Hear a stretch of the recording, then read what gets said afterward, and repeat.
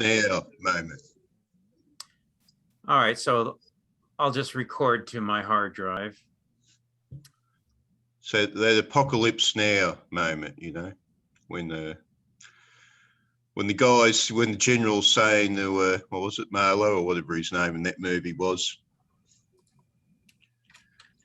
good does not always triumph over evil. Not everything, not all this technology that's coming along is really there to benefit us. Right. There's dark forces at work that are intent on fucking up our lives. Oh, Rick? It's Don. I've got an electrician here, so I'm just signed in to tell you, maybe he'll finish up and I'll come catch you later in the thing. And the other thing for Phil, there's one other interpretation of the Republic that I heard in a class on social and political philosophy that said man was a herd animal, and therefore politics was very similar to cattle raising. And this would, of course, been Kenneth.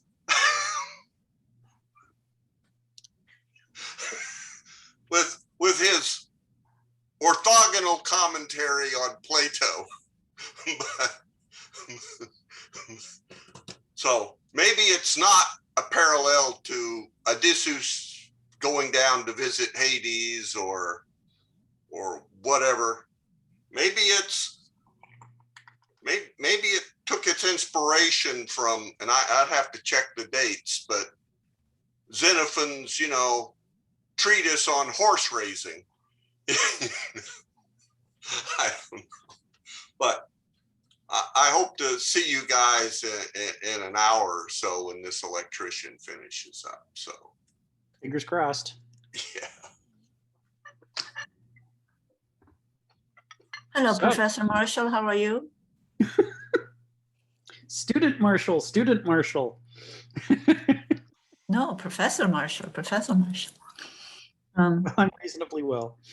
You're feeling good? Are you back to your usual complete self?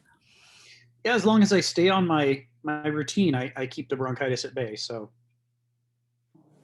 Oh, good. Daily routine I got to do to keep it under. Should you say that? Are you back to your incomplete self? I'm not sure if anybody's achieved total enlightenment. So, you're absolutely. Are you sure you're not? Are you sure you're back to your incomplete self? Yes. I'm not asking. I mean, when I think of myself, I'm still absolutely not back to my pre-COVID self at all. But I mean, I'm asking you if you're back to yourself of 3 weeks ago or 2 weeks ago or whatever. That's my question. Full breathing. Okay. And I also have a very quick question for Stephen. Stephen, may I ask what kind of accent you have? From Australia, Melbourne. Melbourne, Australia. Okay, so it's not Irish. Kangaroos, if you think kangaroos. Yeah, so it's not Irish, Scottish, or it's not at the other end. No, it's probably an Australian accent, yeah, of some variety. It comes from a land down under. Oh. So, I think last week we pretty much got through soul, ego, and art, and are ready to dive into spirit, ego, and art. But we could start by opening up for if people had questions, comments, or concerns about soul, ego, or art before we move on, just to make sure we're not leaving anything behind. But hearing none, let's move on. So spirit, ego, and art, 7.4. We are making progress. So the opening sentence, I know Sharon has been very interested in these sort of nutshell statements about the relationship of soul and spirit that Kenneth Smith periodically pops out with, and he opens this with one in a nutshell.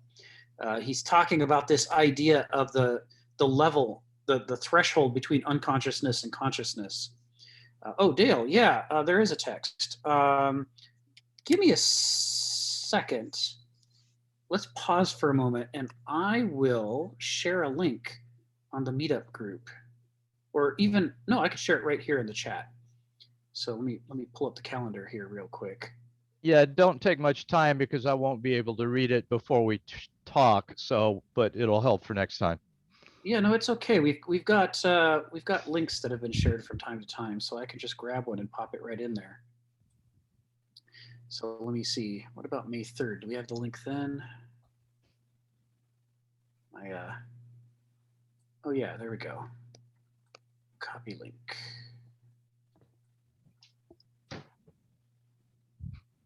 Yes. And now I will put this in the Zoom chat. Okay, so this is the text. The text is a work in progress. David Roel and I are putting together essays and emails from philosopher Kenneth Smith into a book called Mythos and Logos. We've selected works that really talk about the distinction between mythos culture and logos culture, which was incredibly important to the Greeks, but doesn't get taught very clearly most of the time when we teach the Greeks in a modern context. We teach about them as though they are either a monoculture or they are merely a linear culture progressing from primitive to advanced. The idea that they went through a modal shift from a mythos culture to a logos culture is something that certain existentialist philosophers have talked about, although it's often overlooked, and that Kenneth Smith makes a major point of. And he uses it as a framework to build up and expand on Hegel's conception of the different mental faculties that we're born with and how we utilize them. Oh God, I said utilize, please shoot me. How they use them. And Kierkegaard and Nietzsche and Hannah Arendt and Kenneth Smith and others all really explore this notion that there are different modes of culture. Culture is not the same thing everywhere, the way that modernism sort of assumes it is, and that the differences are important to understanding the role that culture plays in the survival of the human species. So the essay that we're in right now is chapter 7, Soul and Spirit and Ego. And specifically, we're in the section Spirit, Ego, and Art.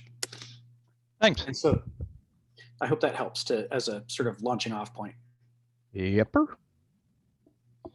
And what I think our fellow attendees can tell you is that by drawing off of some of the very hardest philosophers in the Western tradition, Kenneth Smith is not overly concerned with whether the reader understands what he's saying. He's more concerned with trying to say things clearly for the first time, even if it's in a way that is really a lot of work for us to understand.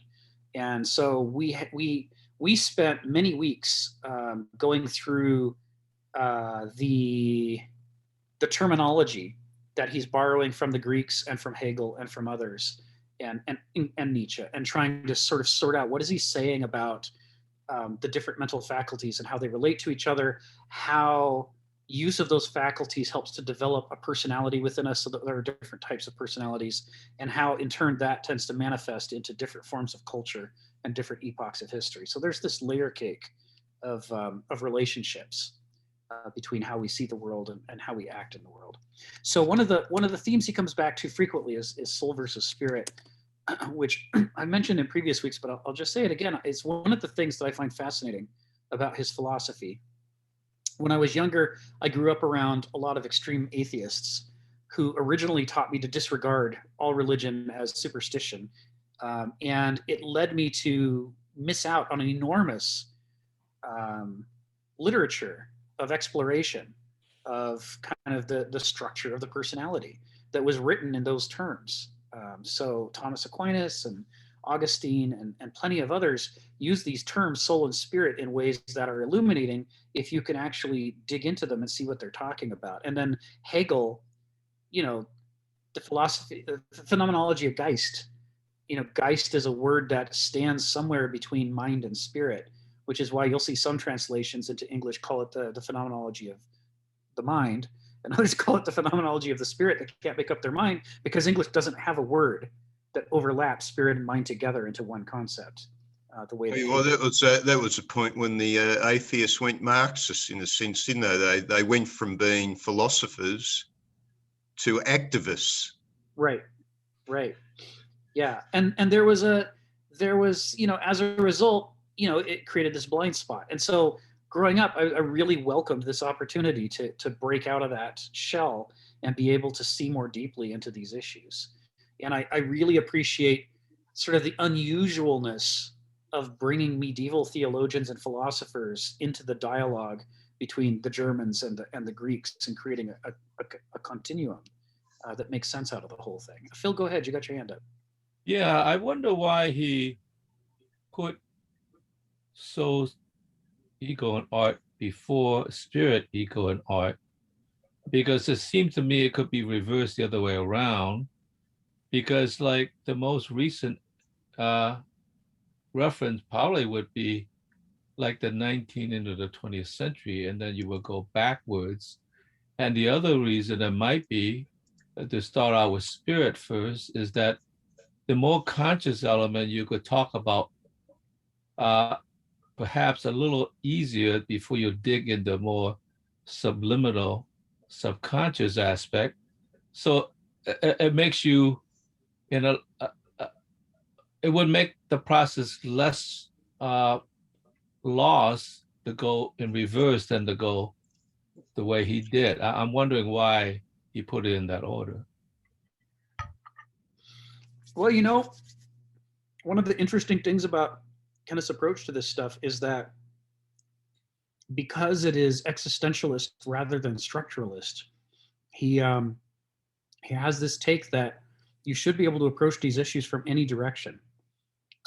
Whatever, and part of what that meant is when he was teaching classes, rather than imposing the curriculum, he was welcoming whatever questions people had, and whatever they were passionate about, that's where he'd start the discussion and just sort of follow the threads wherever they led. So in this case, it's because he's following a chain of reasoning that comes from the original poster's comments and questions. You know, Joshua Stevens in this case is the one who sent the original email that kicked him off. And so it could go either direction. You're right. It didn't have to be this direction. And there are advantages to each one. So, and disadvantages likewise. So in this case, what he's doing is he's using the opportunity to have done soul first to redefine our conception of spirit. And he's saying, you know, what we said before, there's a Kenneth Smith quote that says spirit is soul in motion.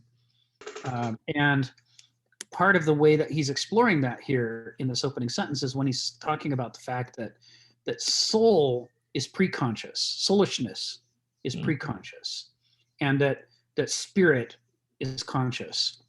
And that distinction between the two, that the ego, the conscious ego, is involved with the activities of the spirit in a way that it's not involved with the activities of the soul.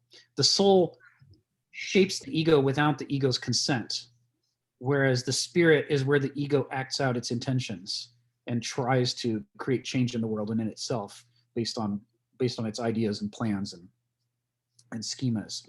So it's just my thought that going the other direction makes the excavation to the soul a little bit easier. That's all I'm suggesting, you know, because you start out with something that's already on the surface and you dig backwards to retrieve.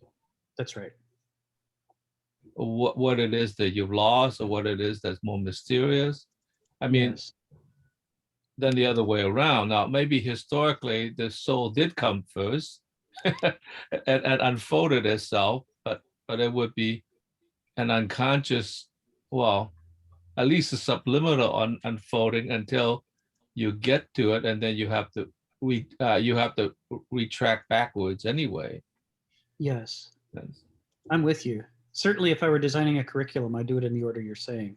And it's for that very reason that we're more familiar with our conscious mind and a lot less familiar with our unconscious mind, even though, as he points out in this chapter, the unconscious mind ultimately is calling a lot of the shots. Yeah. A lot of things that the ego thinks are under its control, it doesn't understand the leashes that are on itself, behind its head where it can't look.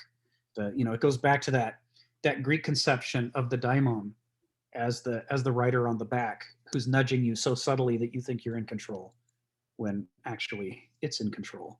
That's a metaphor for the soul, for the unconscious part of the personality, and for that mode of life, that gnosis, that mode of life in which we are not detached from our sensations and our experiences and our memories and our feelings, when we're plugged into them strongly, so that we form a whole with the world around us. All of that is part of that. That's what's writing us in the Greek conception. So, that the second sentence in this really explores that idea that the more soulish the experience is, the more it sort of jars loose the ego's control. Like that sense of wonder when, if you've never been to the Grand Canyon before and all you've seen is photos and movies, and you actually walk up to the rim for the first time, your conscious mind is just at a loss. This goes far beyond anything that you've ever tried to grasp before. And for a moment, it loses its grip, and the soulish side of you comes to the fore, and you just soak it in, and you relate to it. Instead of thinking about it and planning about it, you relate to it. It just grabs you. Well, what I mean to say is that, for instance, what I've said last time is that you could talk about Wagner and how that relates to the ego and how magnificent the music is in one sense. And then you could begin to criticize it and say, well, it lacks ultimately the depth because the ego goes too far. And then when you introduce Mahler, then you could begin to, okay, now I understand. You see, rather than Right. reducing it the other way and then say, well, but you haven't talked about Wagner. Yeah. That's right. That's right. So he that second sentence, he's distinguishing the soul from the spirit in a way that not only talks about the where's the limit of consciousness, but what do soul and spirits do to experiences?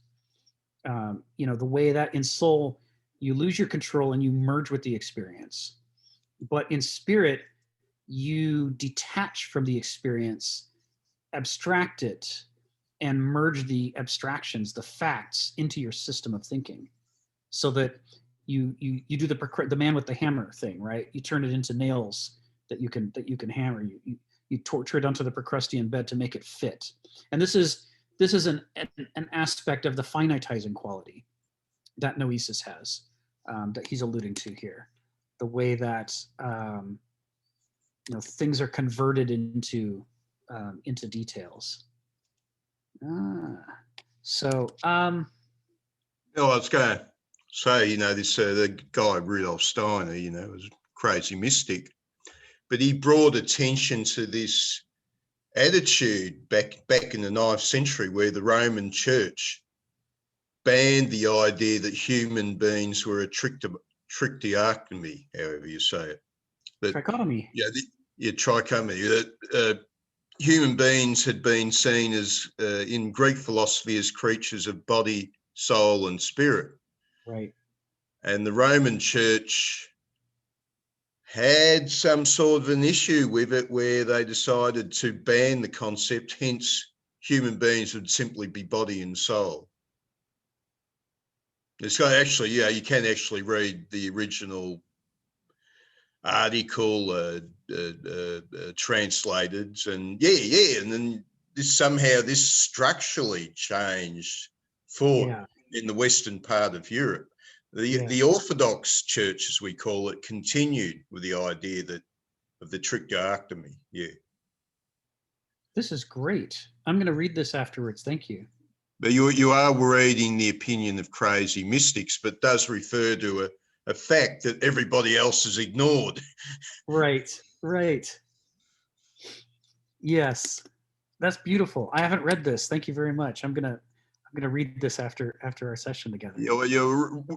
Rudolf Steiner regarded as a type of tragedy in the development of the spiritual history of the West.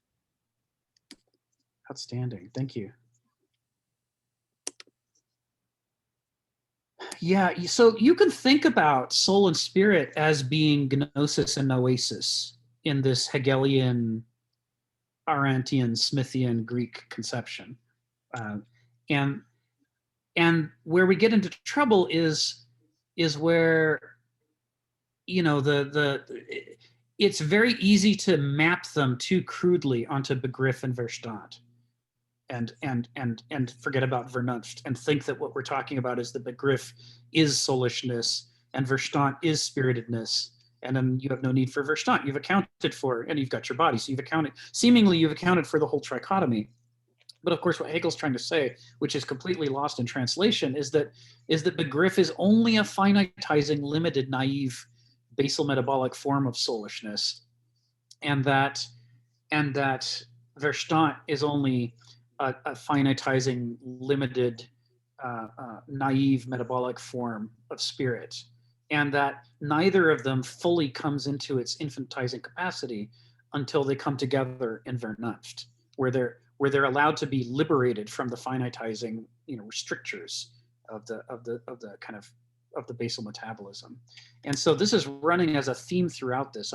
Underneath the words he's saying in 7.4, he's talking about this. And so third sentence, he talks about soul and soulishness and our liability to feel this world in this pre-egological way haunt us to some degree or other throughout our lives. There's this, he's talking about the way that the experience that we had as infants never really leaves us. We don't really forget it. We just stop attending to it. We detach from it. What in the same way that our models for thinking and consciousness are very warped by our Verstand heavy, noetic heavy civilization. In the same way, our models for forgetting and for what does it mean to be conscious or unconscious, those also are warped by Verstand. And so the question is, you know, do you really forget these things? Or is it that you've become so detached to them that you've pushed them into the background, using the exact same foreground, background abstraction techniques that noesis is known for, you know, in our adult lives, in our consciousness. In the same way that we look at the world and see the facts and suppress the richness of the experience, that's the same thing that's happening inside of us when the infantile direct connection to everything is still there. We have just distanced ourselves from it via Verstand so far that we think it's been forgotten and it's not there anymore. And that's why the ego is always allergic to psychotherapy. The ego does not want to be reminded of its debt, and not just in the past, but right now, in every conclusion it draws, in everything that seems reasonable to us or that persuades us. When we think we are being maximally rational, what underneath that is telling us, yes, that's acceptable. No, that's not acceptable. There's this whole layer of activity that's still driving us that we're unaware of most of the time. So you can experience the external world either as something very rich or something very flat. Yes. You can journey between these extremes. Yes. But to me, it's the richness is something coming from yourself. Yes. I Yes. regard the world as flat, so I've turned into a Gnostic heretic. Welcome, fellow I want to heretics. escape the evil world and, you know, go back to the other one. Yes. But I look at people today and really culture. We're increasingly in a culture which is becoming spiritually flat. Yes. It's lost, you know, even on the most mundane level, if you go back to the 1960s, if you regard the moonshot as an artistic effort, that the whole society was bound up in this, you know, breaking the boundaries. And it's sort of like after that, it all went flat, which is a little bit of the theme of that movie, The Man Who Fell to Earth. Mm. You know, suddenly the big companies came in and took the world over. and they decided that the individual having a spirit, no, we don't want that. We want Inconvenient. sheep. We want sheep. Right. Oh, that's right. Yeah, I remember I used to know this film director, and he said I was one of the people that impressed him. And I thought, how could an idiot like me impress you? And he said, oh, you're one of those people that's got a certain gumption. You don't just flow along with things, you know, you raise your fist against it. But he said most people are sheep.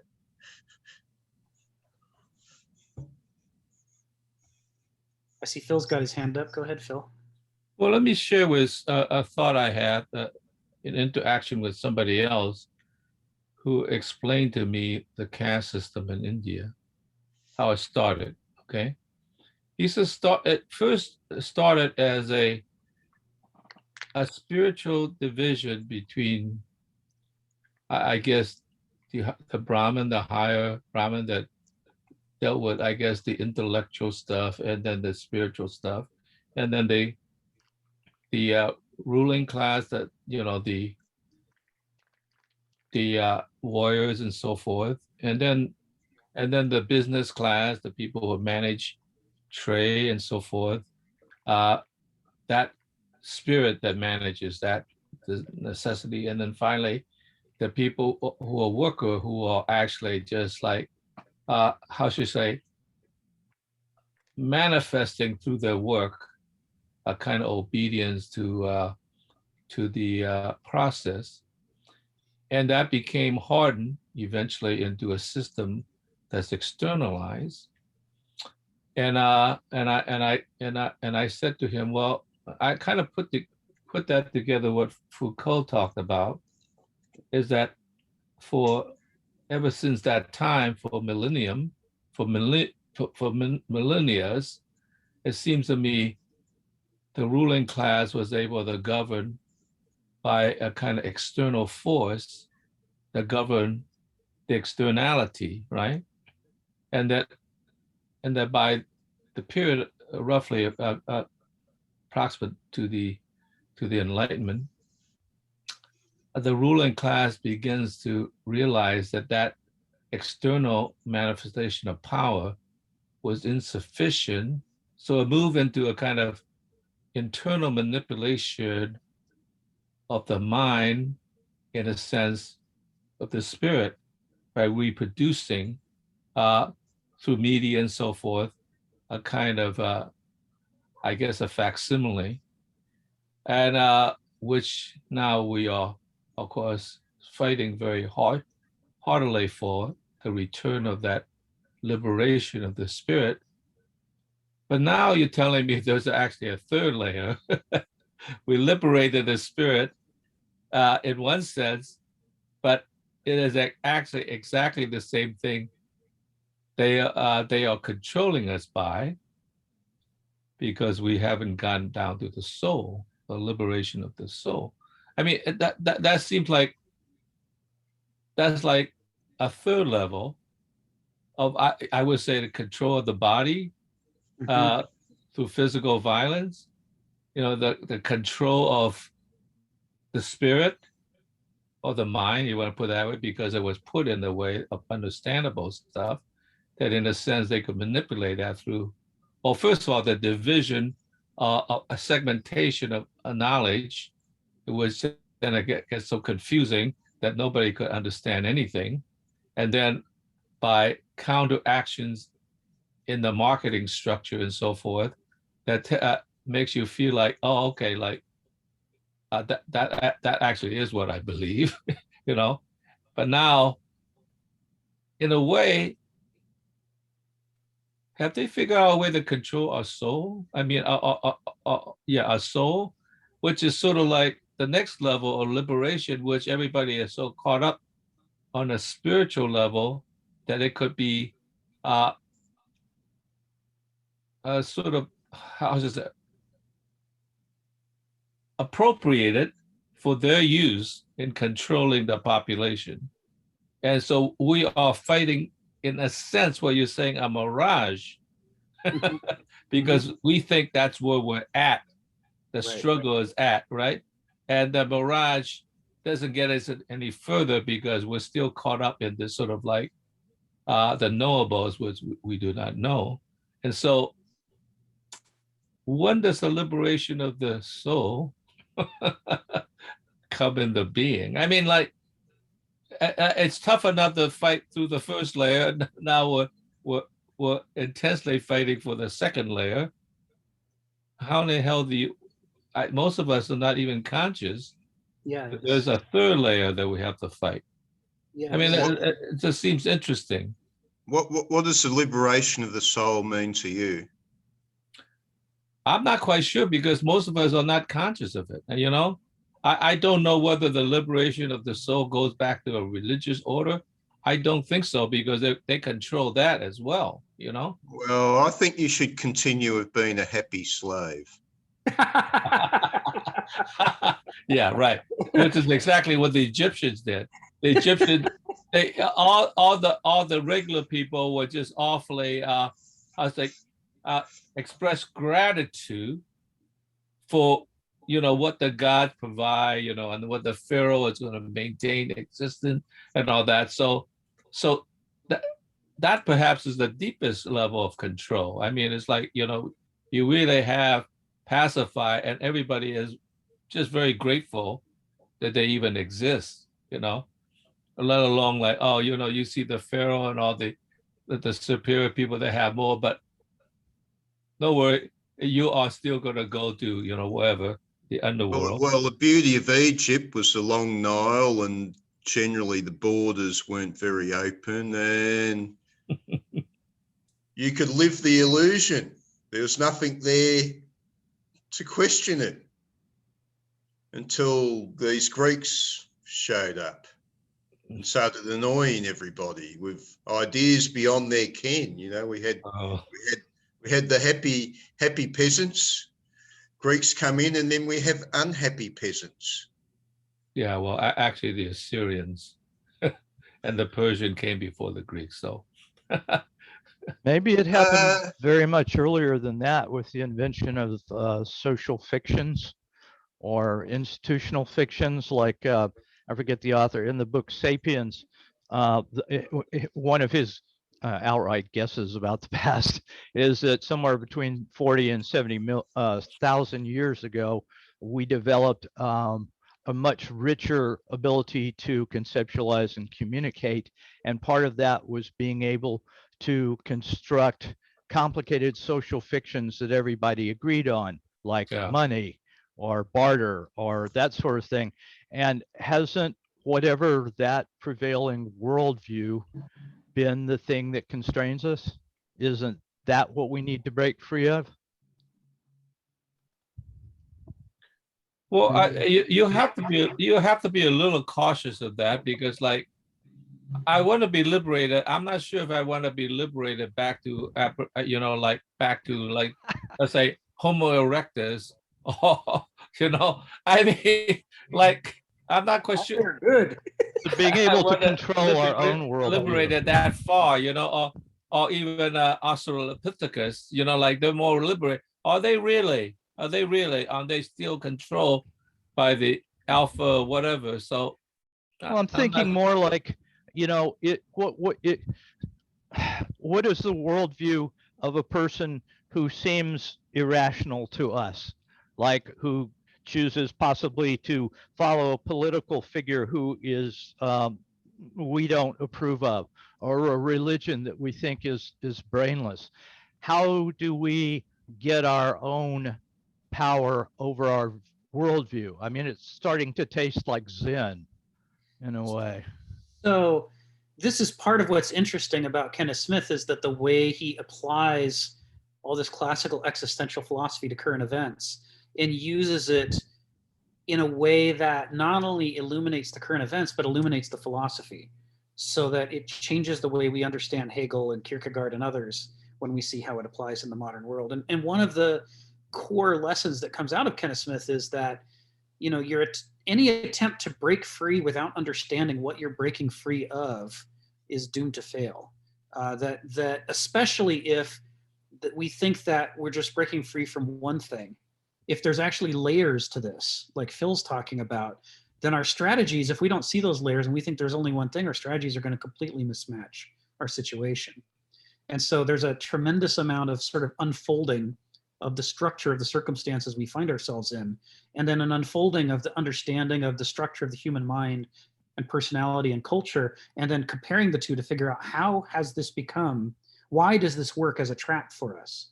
And only when we've put all those pieces together are we going to be able to strategize at a level that might be sufficient to get us out of it.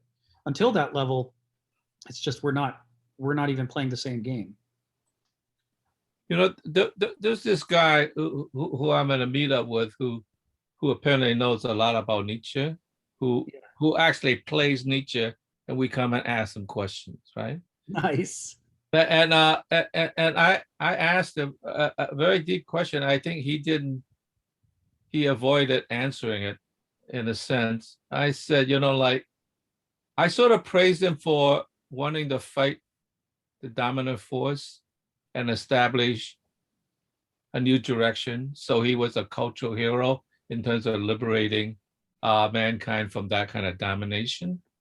But then I asked him, you know, like, you did all this writing, you know, but particularly of the Übermensch and so forth. Like, but why did you write it in indelible ink? Because if you know that all civilization is a matter of transformation, should you not write in a way that it disappears so other could actually overthrow your idea easier and you could fade into the background? Have you not become have your philosophy not in a sense have an intention of becoming a dictator in the ultimate case? I mean, like, you know, after all, you know, if we are limited individuals and we are fugitive, then we got to also make room for other transformations. And by writing in indelible ink, you are trying to surpass the pharaohs. Because even their pyramids will eventually erode away for something else to happen. I mean, like, so like even our culture, it could be that he is just like blind to that thing, even though he says he isn't. But in a sense, but writing it in something permanent means that you either want to take over the position of God, or you have already gotten there, and this is actually the final draft that will happen, you know? So I don't think he knew how to answer that, because we worship you for, I shouldn't say worship, we honor you for liberating us, but the same liberation is that, you know, long live the king, you know, like, you know, death of the king, long live the new king. So certainly in Zarathustra, you can tell that Nietzsche's, what he sees as himself in that book is not the Übermensch, but the guy who's come to tell you about the Übermensch. He's like, I'm no Übermensch. I'm just the laughing, dancing, you know, embarrassing prophet who's here to tell you that everything you think is wrong and there's some future out there that you need to be working towards. And of course, as he's depicted in the book, this is the sort of thing where everyone goes, shut up, you're horrible, go away, stop bothering us. Don't tell us these things we don't want to know. And sometimes I think that that's part of what drew Kenneth Smith to Nietzsche, because, you know, his whole teenage thing of wanting to throw logic bombs to confuse his parents and his teachers and authority figures. It's like Kierkegaard's Night of Faith. It's the same thing, like it's never discovered, you know, that he's never found this Übermensch. It's the same idea that these guys have come up with. It's like unachievable thing. Yes. And whether it could be achieved or not, eventually, they leave as an open question. Right. The idea is we're not achieving it now, and nobody's achieved it for a long time. And we don't know if anybody ever fully achieved it. But we look back and we see people whose achievements are far enough along to suggest that it might be achievable if we worked towards it. But nobody even recognizes that it's a thing, let alone is working towards it. If anything, we're all working for the exact opposite. And so, you know, if we want to ever try to do that thing, we're going to have to change things that we don't want to change. We're going to have to think things about ourselves that we don't want to think. Like, you know, especially Nietzsche writing at the time he did, Europeans did not want to hear that they weren't the best of all things, right? We're supposed to be the great march of evolution leading to the straight white cis European man. And it's supposed to culminate in, I'm the best, I'm the greatest, I'm the end of history. Nothing will ever be better than me. I, me, the deification of the ego. And here comes Nietzsche going, no. Like, you're not the solution, you're the problem that we need a solution for. No wonder he wasn't popular. There's nobody who's at that state of extreme egotism wants to see the pin approaching the balloon of their ego. It's like, get that thing away from me, you horrible danger. Stephen, go ahead. Yeah, I was just saying this struggle, you know, this idea that Nietzsche had, that we could make our own spirit so active, Yes, we could rise to the level of gods. And against that, you have somebody like Jung, who sees that concept of Nietzsche and he says, oh no, don't go there. You know, it's the attitude coming from Jung. Like, Jung's implying that Nietzsche has jumped out of the frying pan into the fire. He's playing a very dangerous game. right. Has anybody ever elaborated on this point from Jung?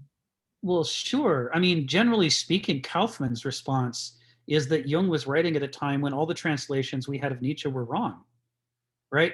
Before Kaufman came along, we all thought that Nietzsche was an anti-Semite proto-Nazi because that's who his sister painted him as and who the Nazis embraced. And the idea that he was writing something else entirely was basically unearthed by Kaufman. So I think Jung's writing at the wrong time to really understand who Nietzsche is. The same is true of that Bertrand Russell essay, which mocks Nietzsche. No, it's about, wasn't that, it was this attitude to the spirit that Nietzsche had. There was somehow a big Jung, you might say, from what I can gather from Jung, and this is Rudolf Steiner as well, that right. Man's spirit, they believe, well, Steiner believed in an evolution. He's claiming that man's spirit is still immature. He has a more or less fully developed soul. He's above the animals. The animals don't have a fully developed soul. They have only a very partial one. But he's still below the level of the gods. He doesn't have a fully developed spirit, if you believe in some sort of spiritual evolution. So the challenge is, of course, that all these terms mean different things to different people, but they're all arguing about them as though they agree with each other about what their basic terminology is. And, you know, when you take a Smithian approach to soul and spirit, you know, it's harnessing Nietzsche and Kierkegaard and Hegel and the Greeks, but it's doing so in a way that most people don't read those authors. And it makes these discussions difficult. So, like, is Jung actually arguing with Nietzsche, or is he arguing with who he thinks Nietzsche is and what Nietzsche is saying?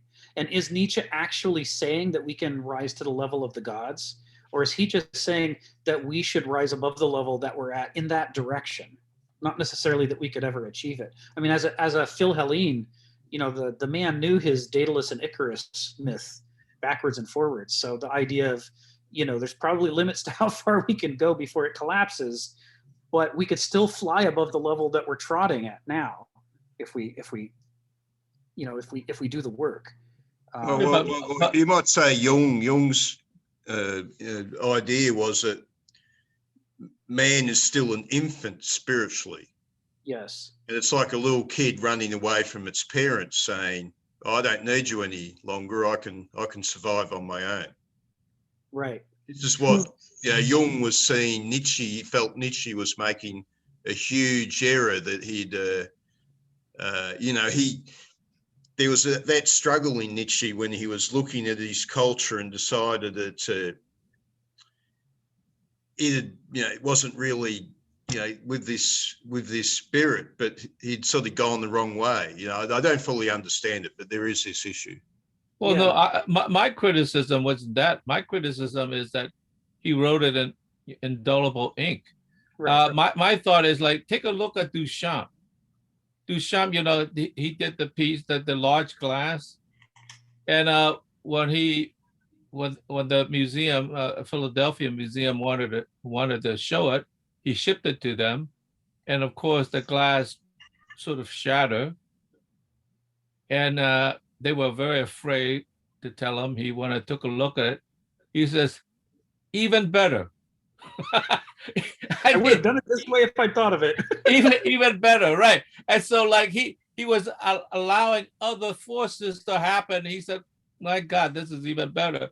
Like, don't worry about it. Like, I couldn't have done this on my own. So that was the only criticism that I said, is that it didn't leave enough opening to be able to say, you know, this other guy, he's even better, you know. And, you know, so I should give him a race. Let me give you another example. What Duchamp, when de Kooning was teaching at Black Mountain College, Rauschenberg was one of his students. Mm-hmm. Okay, and Rauschenberg, I think, wasn't at Black Mountain, later on asked him, like, you know, I would like to have one of your drawings so I could erase it. And of course he gave out a drawing, and then he explained why, you know, about that. And then de Kooning took that drawing back. He went back to his drawer and he found something. He says, this is a drawing that I will really miss if it's gone, right? So he gave it to him, and Rauschenberg took quite a while to erase it completely. Of course, you can't erase it all. The traces were still there, but not the image itself.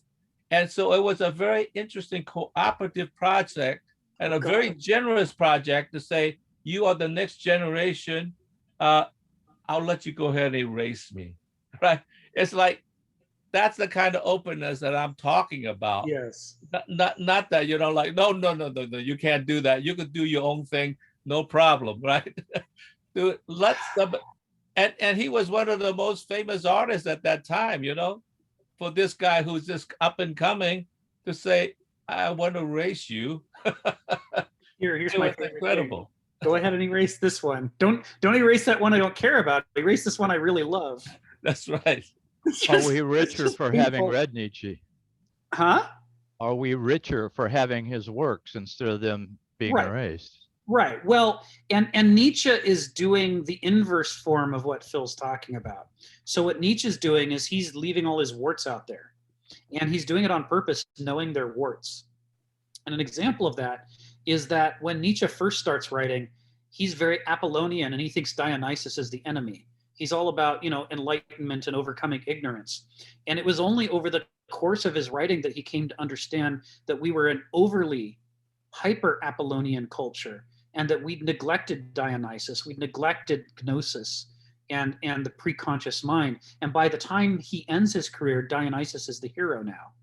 And Apollo has become, if not an enemy, let's just say out of balance in Nietzsche's take. And Nietzsche's not afraid to just leave his books out there showing all these opinions that he now disagrees with.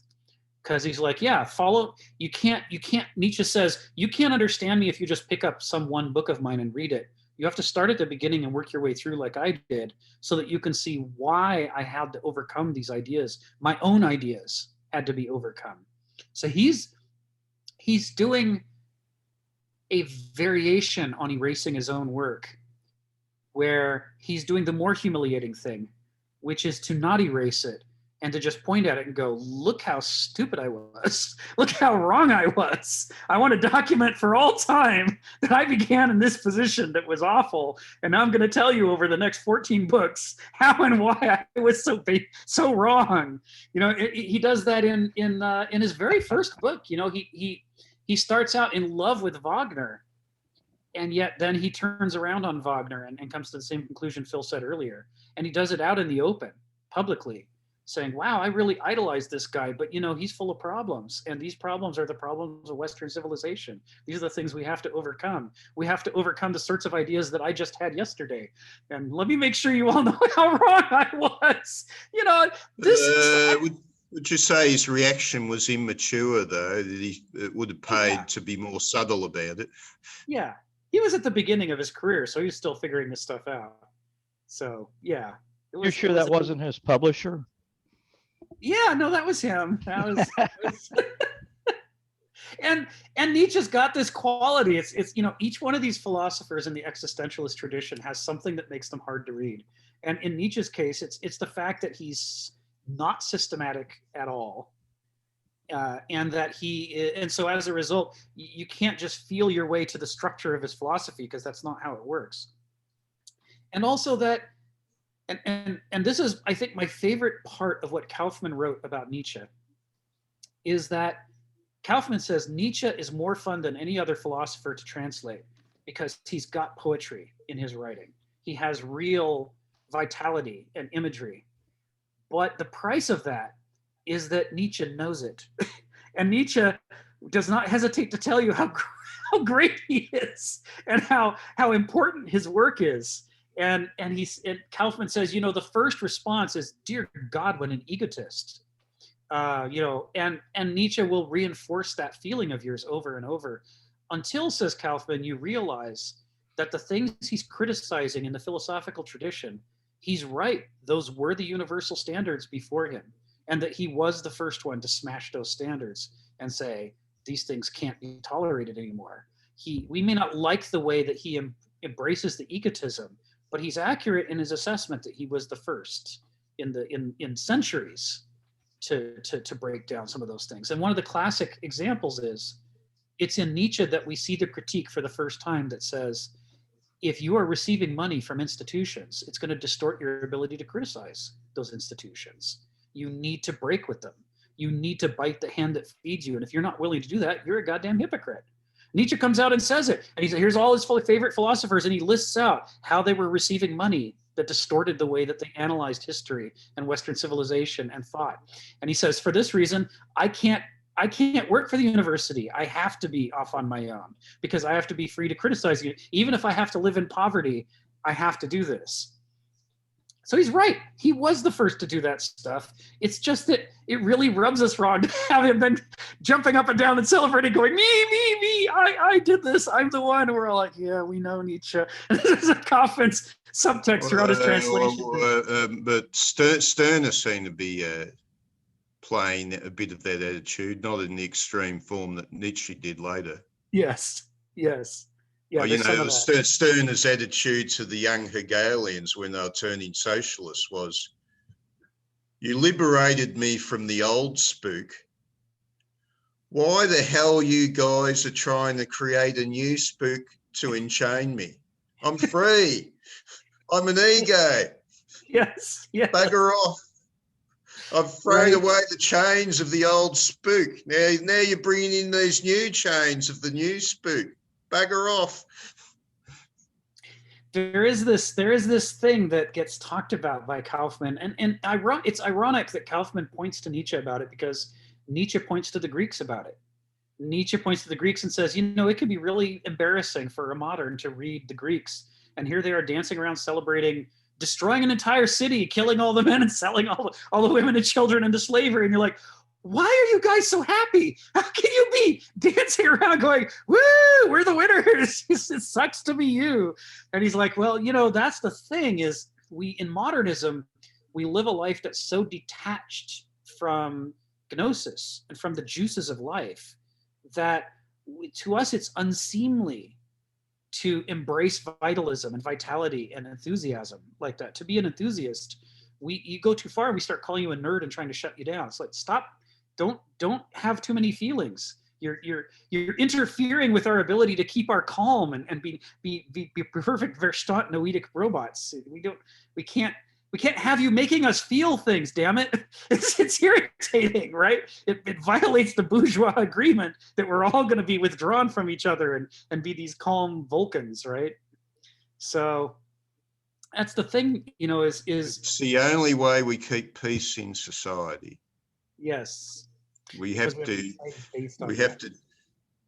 turn down the fires. Yes. In the person, the drives, the wills got to be, tweaked, turn right down, and then you can there won't be any struggle because there's no motive for a struggle.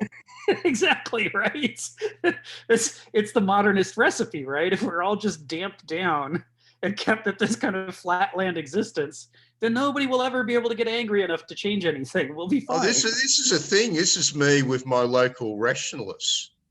I'm regarded as a stirrer, you know, I'm one of those stirrers. That's One of shocking, them. Stephen. Shocking.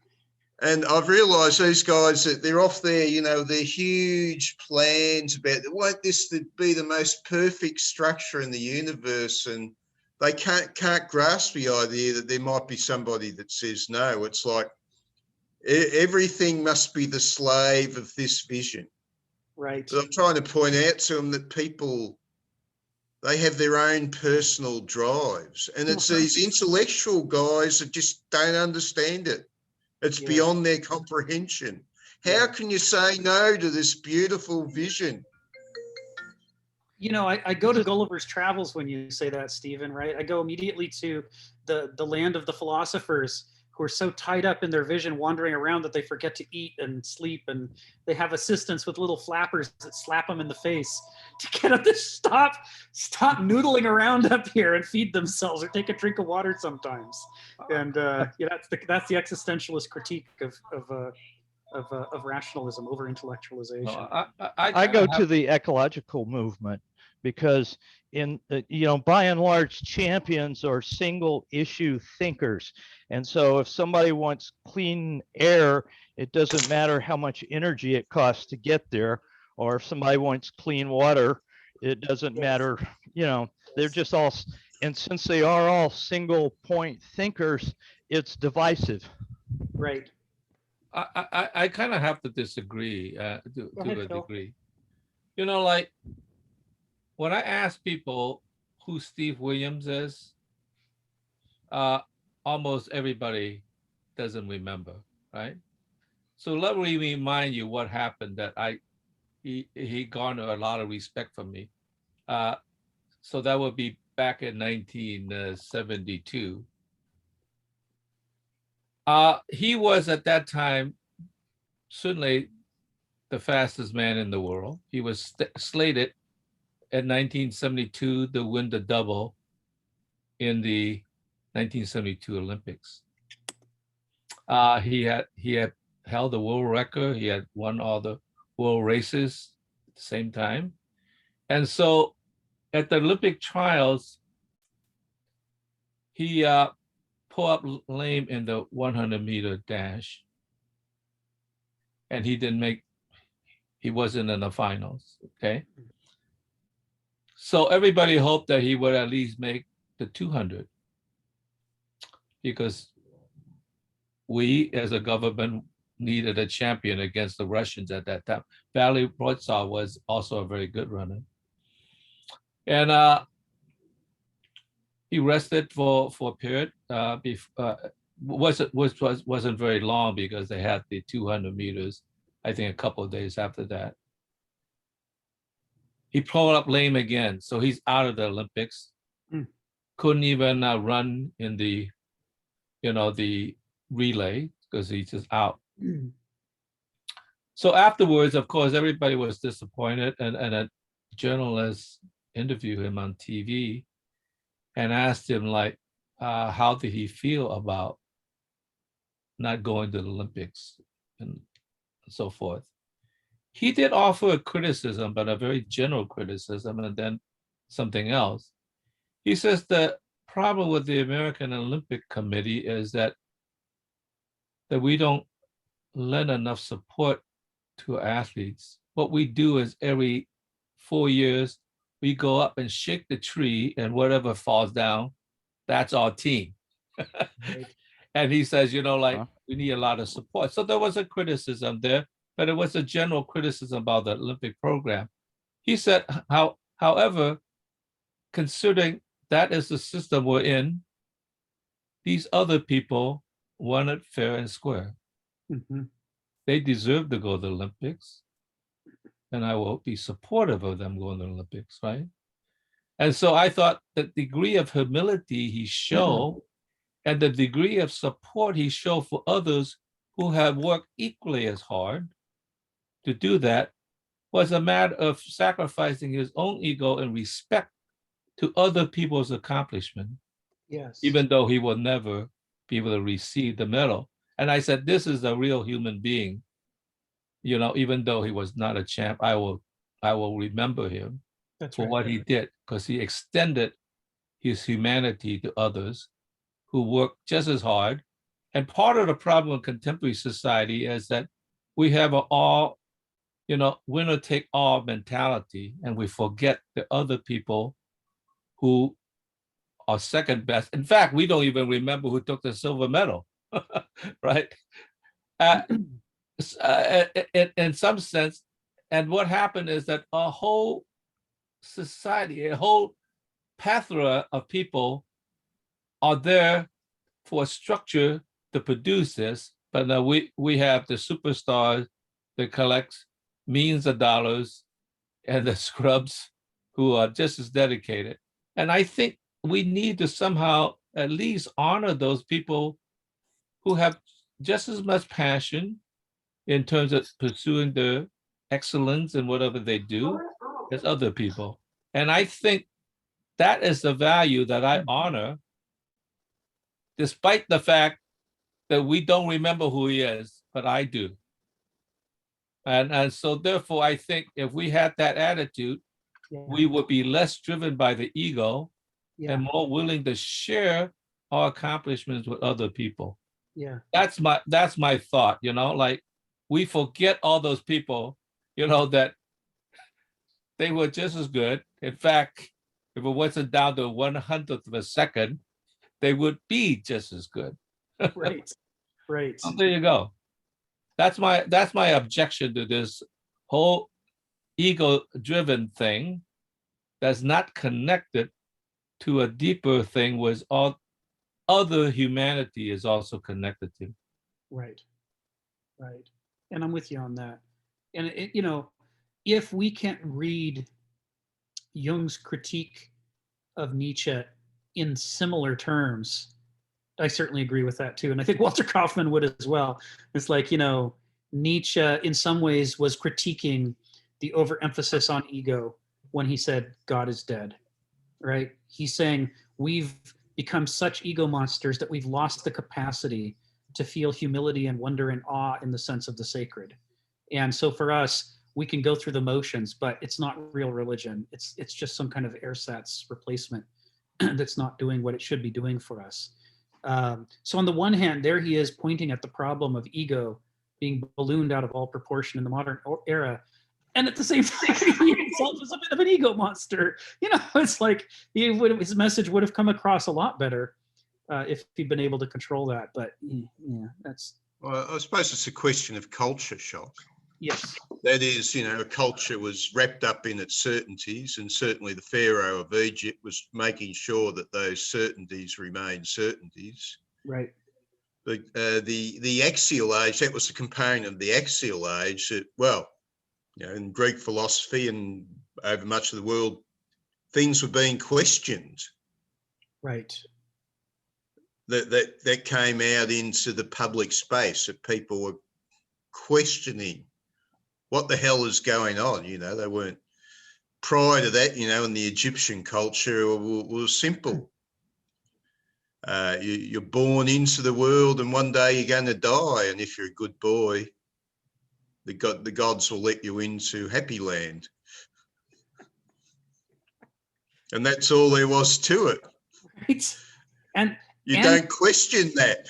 And they were convinced, right? We know from their private diaries and the level at which even ordinary citizens wanted to have their mummification and ritual, and they wanted to bring their cats with them. It's like, yeah, they bought it, right? It worked. It kept them going for thousands of years. It's amazing. Well, you got to think that really this Egyptian culture ran in full glory, you might say, almost for 3,000 years. Yeah. Yeah. From, you know, the founding of the unification of the kingdoms until the last of the Ptolemies, 3,000 years, long time. It's really an impressive accomplishment, particularly when you compare it to every would-be world conqueror who has followed, who's managed what? Very brief periods of I'm number one. Oh, no, it's all over again, right? Right after Alexander the Great, poof, immediately fragments, just can't hold together. Sharon, go ahead. So, having listened to all the varying definitions of soul and spirit and the varying philosophers' take on it, it seems to me that soul is the prefabricated medium. And the Egyptians, as Stephen was saying, believed in it so much that that's the entity that was going to exist in the afterlife. And that's the entity that would come back if it was possible. We don't have any proof of that, but they created in all the tombs, all the paraphernalia for the soul to exist. The spirit is the malleable part, I think. And I think at some point, the spirit, I think in Hebrew, the word for breath is the same one for spirit. That's the part that comes and goes and is malleable. And in relation to the ego, Kenneth Smith says here on page 99, most moderns, in spite of their desired or attempted elevated levels of liberation from soulishness, want the stability and the dualic homeostasis of a kind of ego analog to soul. That is, its nest within the customary, the regular, the familiar. Ego inherently creates a kind of unrecognized and to it irresistible ice age, a glaciated cultural and social political landscape of ego logic, ego interest, and ego tolerances. And then he quotes Kafka. And I think all of this comes out in art. Yes. I think you see more the spirit, reflection of the spirit in art than a reflection of the soul. So I leave that out for comment. Well, Phil's going to raise his hand in just a moment. So I'll start by saying, yeah, I think this is some of what Phil's talking about when he talks about, in classical music, you can distinguish the composers who are more spirit focused from the more difficult, subtler composers who are more soulish focused. I think Kenneth would say that the soulish part, it's not that it doesn't change, but that this is where we get to that Greek idea of us being seeds and unfolding order from within ourselves, that the soul can't be just designed and built by the ego, but instead it's going to unfold and change over time according to its own inner laws, its own inner nature. And certainly it's going to be partly in response to the nature outside of us and what's going on.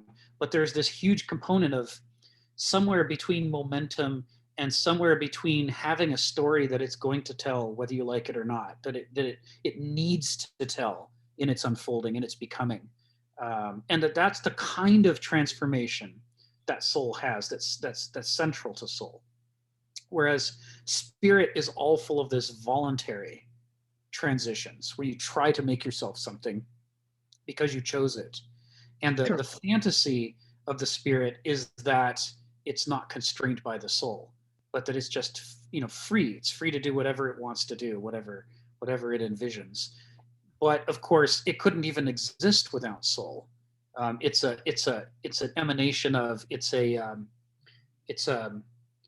made possible by soul, in the same way that Verstand has to grow out of Begriff. This is how it's structured in a sense. So as a result, there is this way in which,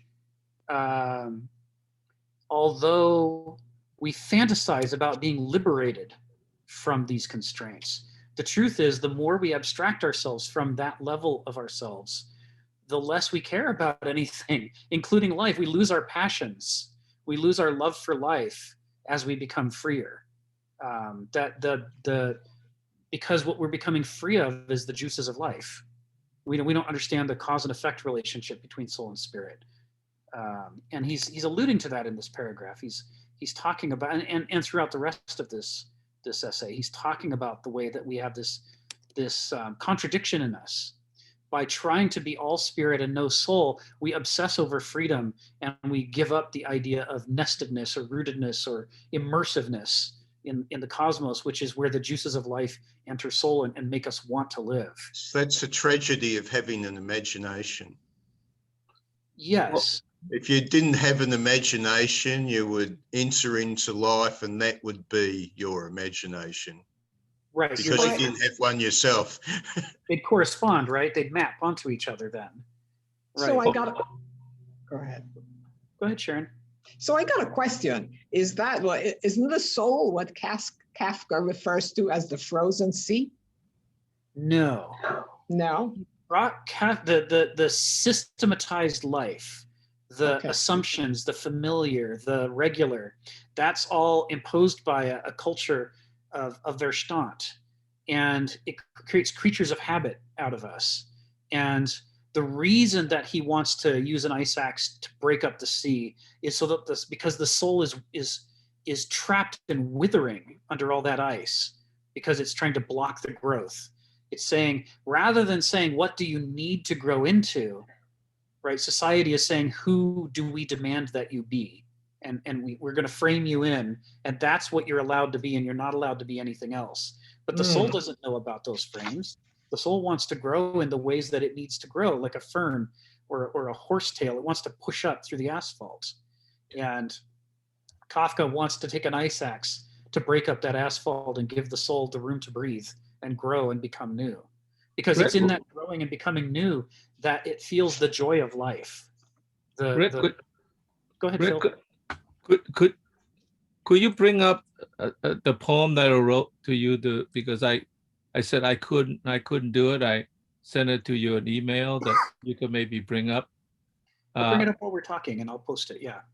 Okay, because I would like to read that. Yeah. Yeah. While I'm looking for this, What's the poem about? It's about a Chinese poet that fell asleep in a water lily patch, and he dreamed the dream of existence. And so it's I think the picture is necessary. I mean, I could read it without it, but the picture is kind of necessary. Well, what I did was I was giving a lecture actually on Impressionism, and I wanted to end the lecture with this poem that I wrote. And I tried very hard to find the original.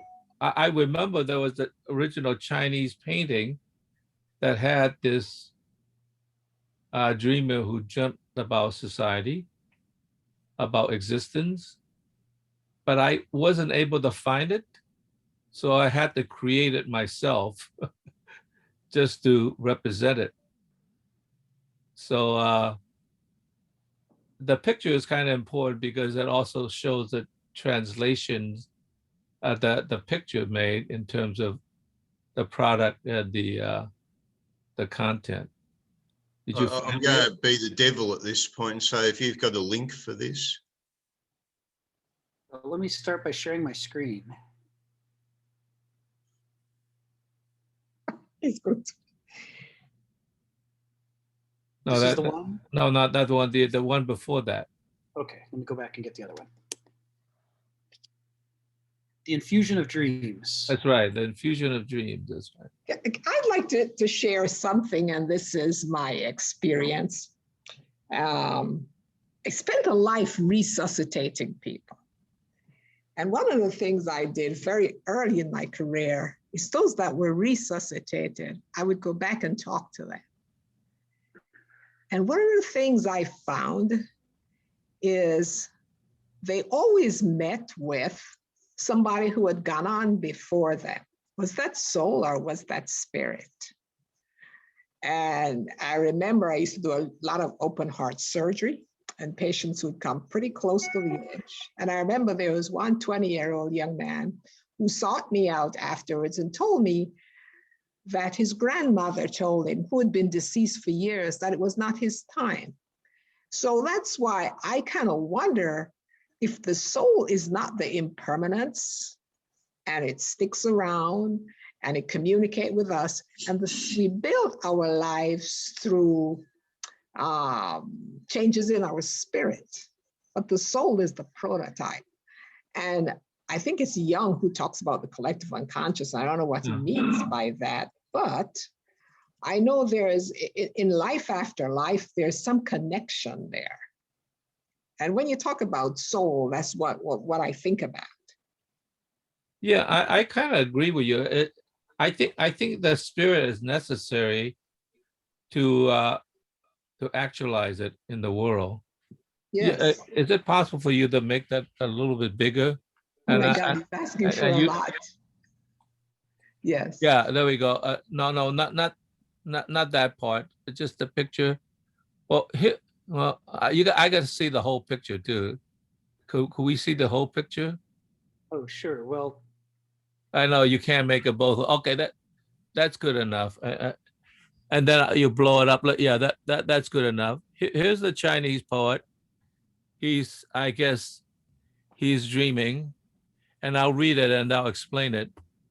Immersed in diverse dragonfly murmurs, in the drowsy afternoon heat, amidst floating lotus surround, a poet adrift in a solitary canoe, dreaming in harmony, dreams of the lotus, of ascending from the primordial muck through murky depths of existence. Entangle the dreams blossom forth to the effervescent radiance above.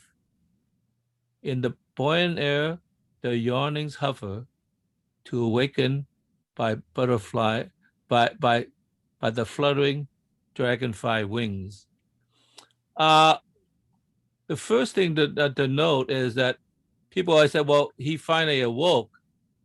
I said, no, he didn't awake. The dreams awoke. It wasn't him that awoke. The dream that was already entangled with the dreams of the lotus. They awoke into the world.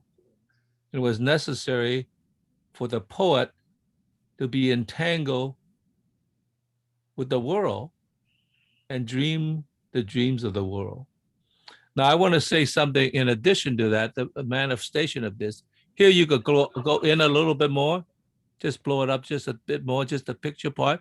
Okay, what happened is that you see all these things that are representation of the dreams. They are a one-by-one relationship of the deconstruction of the letters of the poem sent drifting into the air. So the poet is deconstructed into this, this buoyant air that hovers above.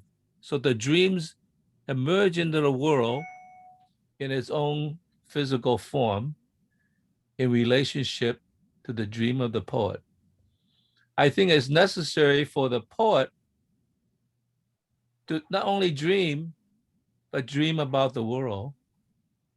And only then does it entangle itself with the dreams of the world and manifest itself. I think in my mind, I wasn't fully conscious of that, but thinking backwards, in my mind, I think the soul is a part that connects to the world and allow itself to be entangled with the dreams of the lotus. yes. It might be considered anthropomorphic that the lotus does dream. I actually, in a sense, at least in a metaphorical sense, I believe the world also dreams about the future. And in that sense, that dream is a fusion of the dream of the artist with the dreams of the world, and it manifests itself in the world. But it needs the artist, in this case, the poet, to manifest it in a poetic form in order to us have an inkling of the dreams of the world as well as his own dream. This is what I meant to say with that. Once again, I'm not a poet. I thought it was necessary for me to write this poem to express, in a sense, in part, or what the Impressionists were doing, you know, particularly Monet, that he was entangled. His feelings about the world was entangled with the feeling of the world itself. So I thought that expressed that concept better than yet another image of Impressionism. Yeah. So I haven't forgotten that Dale's got his hand up, and I'll come to you in a moment, Dale, but let me see if I can pull together kind of the theme of the sentences we're looking at and what Phil's got in front of us and what Sharon has been asking about. So a reminder since Dale hasn't been in these before, I'll mention something the rest of us have heard before, which is that core to Kenneth Smith's philosophy is the idea that he is not trying to give you a set of answers that you are supposed to believe. The core of the philosophy is that as finite beings, as mortals, it's impossible for us to accurately represent the infinite cosmos that we inhabit. And therefore, every truth that anybody could ever try to convey at best can only be one perspective on a much more complex thing that can't be captured by it. And as a result, the goal is to not have one thing to think, but to have many different things to think that give you different perspectives so that you can triangulate on the truth and break free of the cognitive illusions that are created by any one single perspective, right? You'll still never have the whole truth, but you'll at least not be a prisoner of the delusions that are tied up with beings, with restricting your brain to a single perspective on the world. No mortal single perspective can be right. So with that said, when we talk about soul and spirit here, we're not trying to say what they actually are, because we don't get to know what they actually are. They're both infinite and we're finite. So we're going to be able to represent them only glancingly or tangentially at best. But what we are trying to do is kind of capture what is it that Kenneth Smith is saying is this existentialist tradition about the soul and spirit. From that group of perspectives, what are they saying soul and spirit are? And then, of course, we can extend that by studying other traditions as well, but it helps if we at least know what this one is. So we've got a frame of reference to compare the others to. So from that perspective, soulishness is the gnosis side of human experience, and that faculty of the mind, and what it gives us is the ability to be immersed in the rich detail of nature, right? All our sensations are part of gnosis, all of them together. And our memories of sensations are part of gnosis, therefore part of soulishness. Likewise, the feelings that we have, the emotions that we have that make things matter to us so that we care about them, all of that is part of gnosis. And so altogether, what it creates is this immersive experience that unites the mind with its circumstances. Using Heraclitus's phrasing, it unites us with the nature around us, and it unites us with the nature within us, our own character as well. They harmonize instead of being dissonant with each other. And this is the function of soul, is to fit us into the larger whole of the world in a way that's adaptive for us as a species, that brings us to life and animates us in a way that is good. And so soul can't be an abstract, empty, unchanging thing, because the world is always changing and our feelings are always changing. And that means that immersion, that connection that soul is about, also has to be constantly changing and adjusting in order to keep us fitted to our circumstances. This would be the existentialist take on soul. Well, that's why I said, when somebody said, well, did he finally awaken and became enlightened? And I said, no, the dreams awoke. Right. The dreams awoke, that the future, even they are fugitive, because our understanding of the infinite is at most temporal. But it was the dreams that awoke. He may have woken later on, but so that was also the fugitive nature that I was criticizing Nietzsche for saying, why did you write it in indelible ink? You notice when I deconstructed the letters, they are, how to say, grayed down, so they are Yes. more ethereal. Yes. Yeah, I don't know if everybody saw that. Let me zoom in enough that everybody can see it. These are all the letters of the poem. Yeah, one for one, so that there Floating was about, not extra one. Yeah. right? These aren't just a random collection of letters. These are the letters of the poem. Yeah. And they have diffused out of the structure of the poem to become part of the whole. And that notion of becoming part of the whole, and not a whole that's imposed like a dystopia, but the whole of nature, the actual whole, is what's soulish.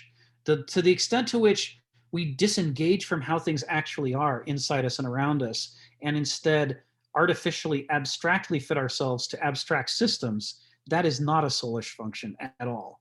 That's noesis in action, not gnosis.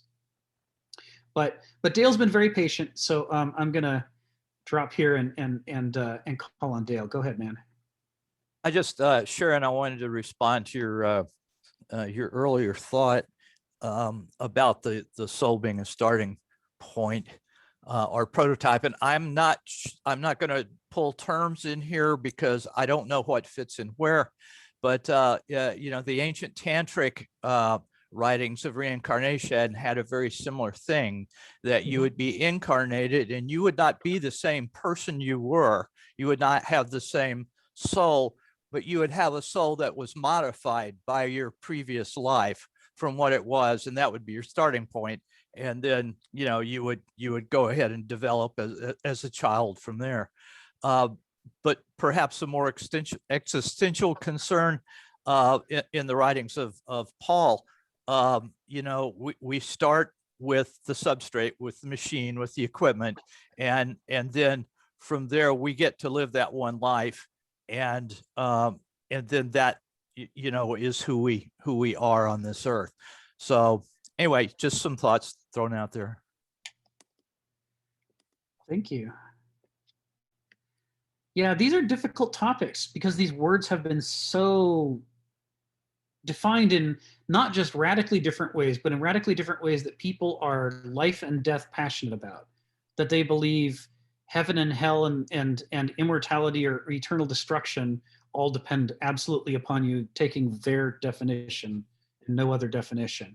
So, you know, we're sort of wading into seriously fraught territory by talking about this stuff. But, you know, that Kenneth is not afraid to wade right into the fray. But what he's going to do is he's going to not just give us an opinion, but plug us into what have all the other thinkers said about this. What is this? What is the larger community of thought in this area? What are the different perspectives? Sharon, go ahead. You got your hand up. I just wanted to respond to Dale. Yeah, that I think is part of tantric teachings, where the soul recirculates, for want of a better word, and each life is impacted by the actions of the spirit in the previous life. That's one of the thoughts that I've come away with from it. Now, the other thing I wanted to ask Phil is, the lotus flower has many symbolic meanings, right? So here in his manifestation, in his dreams, is he experiencing rebirth, wisdom? What is he experiencing here?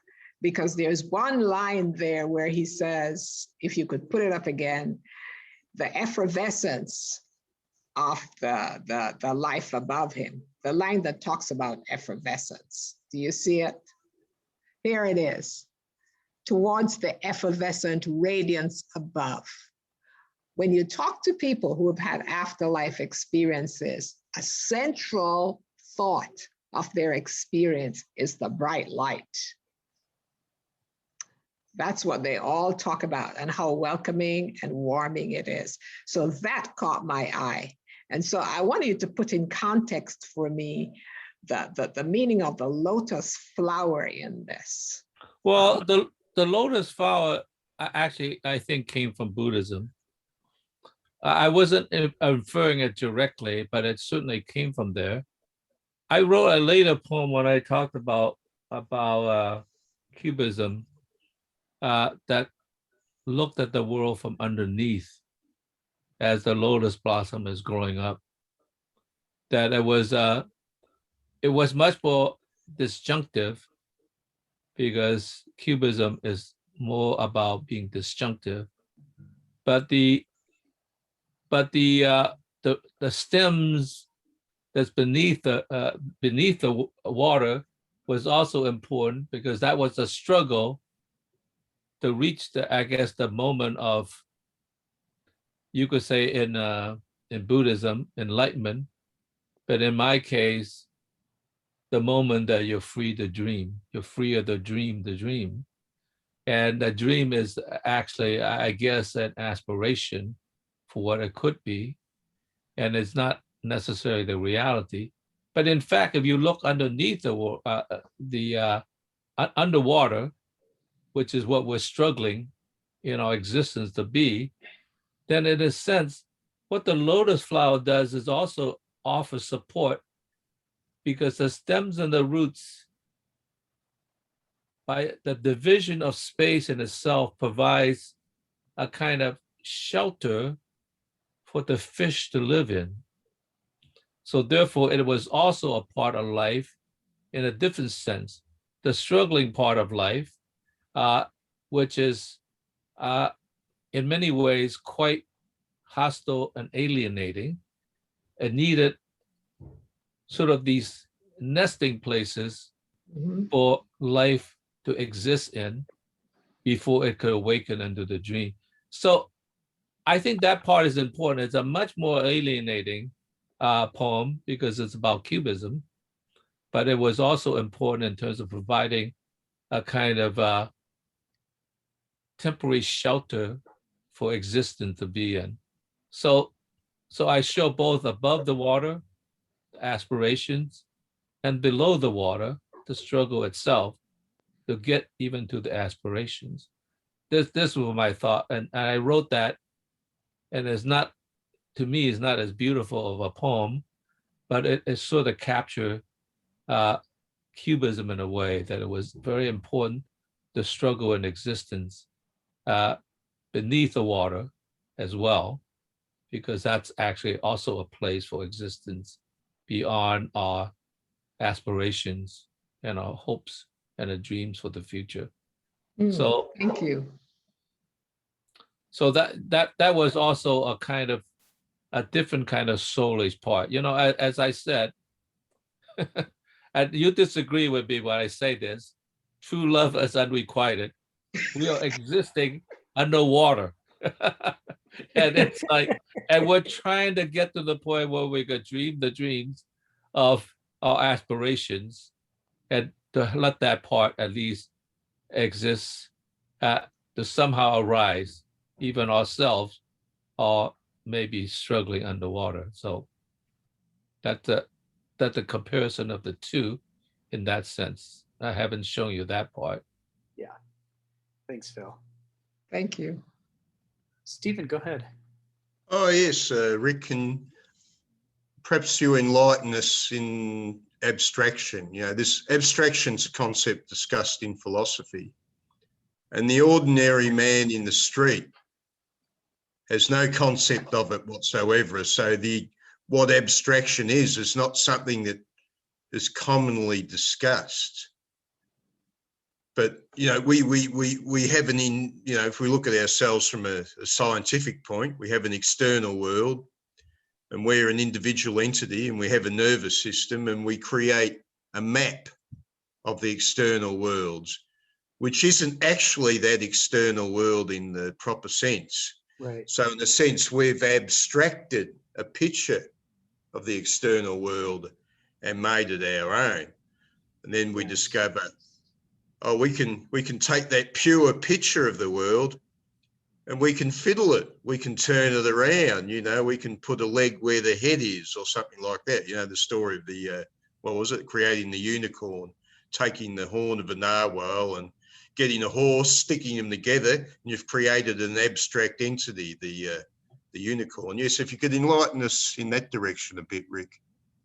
Sure. So this is, you know, abstraction is one of the major themes of the phenomenology of Geist by Hegel, and it plays a central role in everything the existentialist philosophers, right up through Smith, have done since then.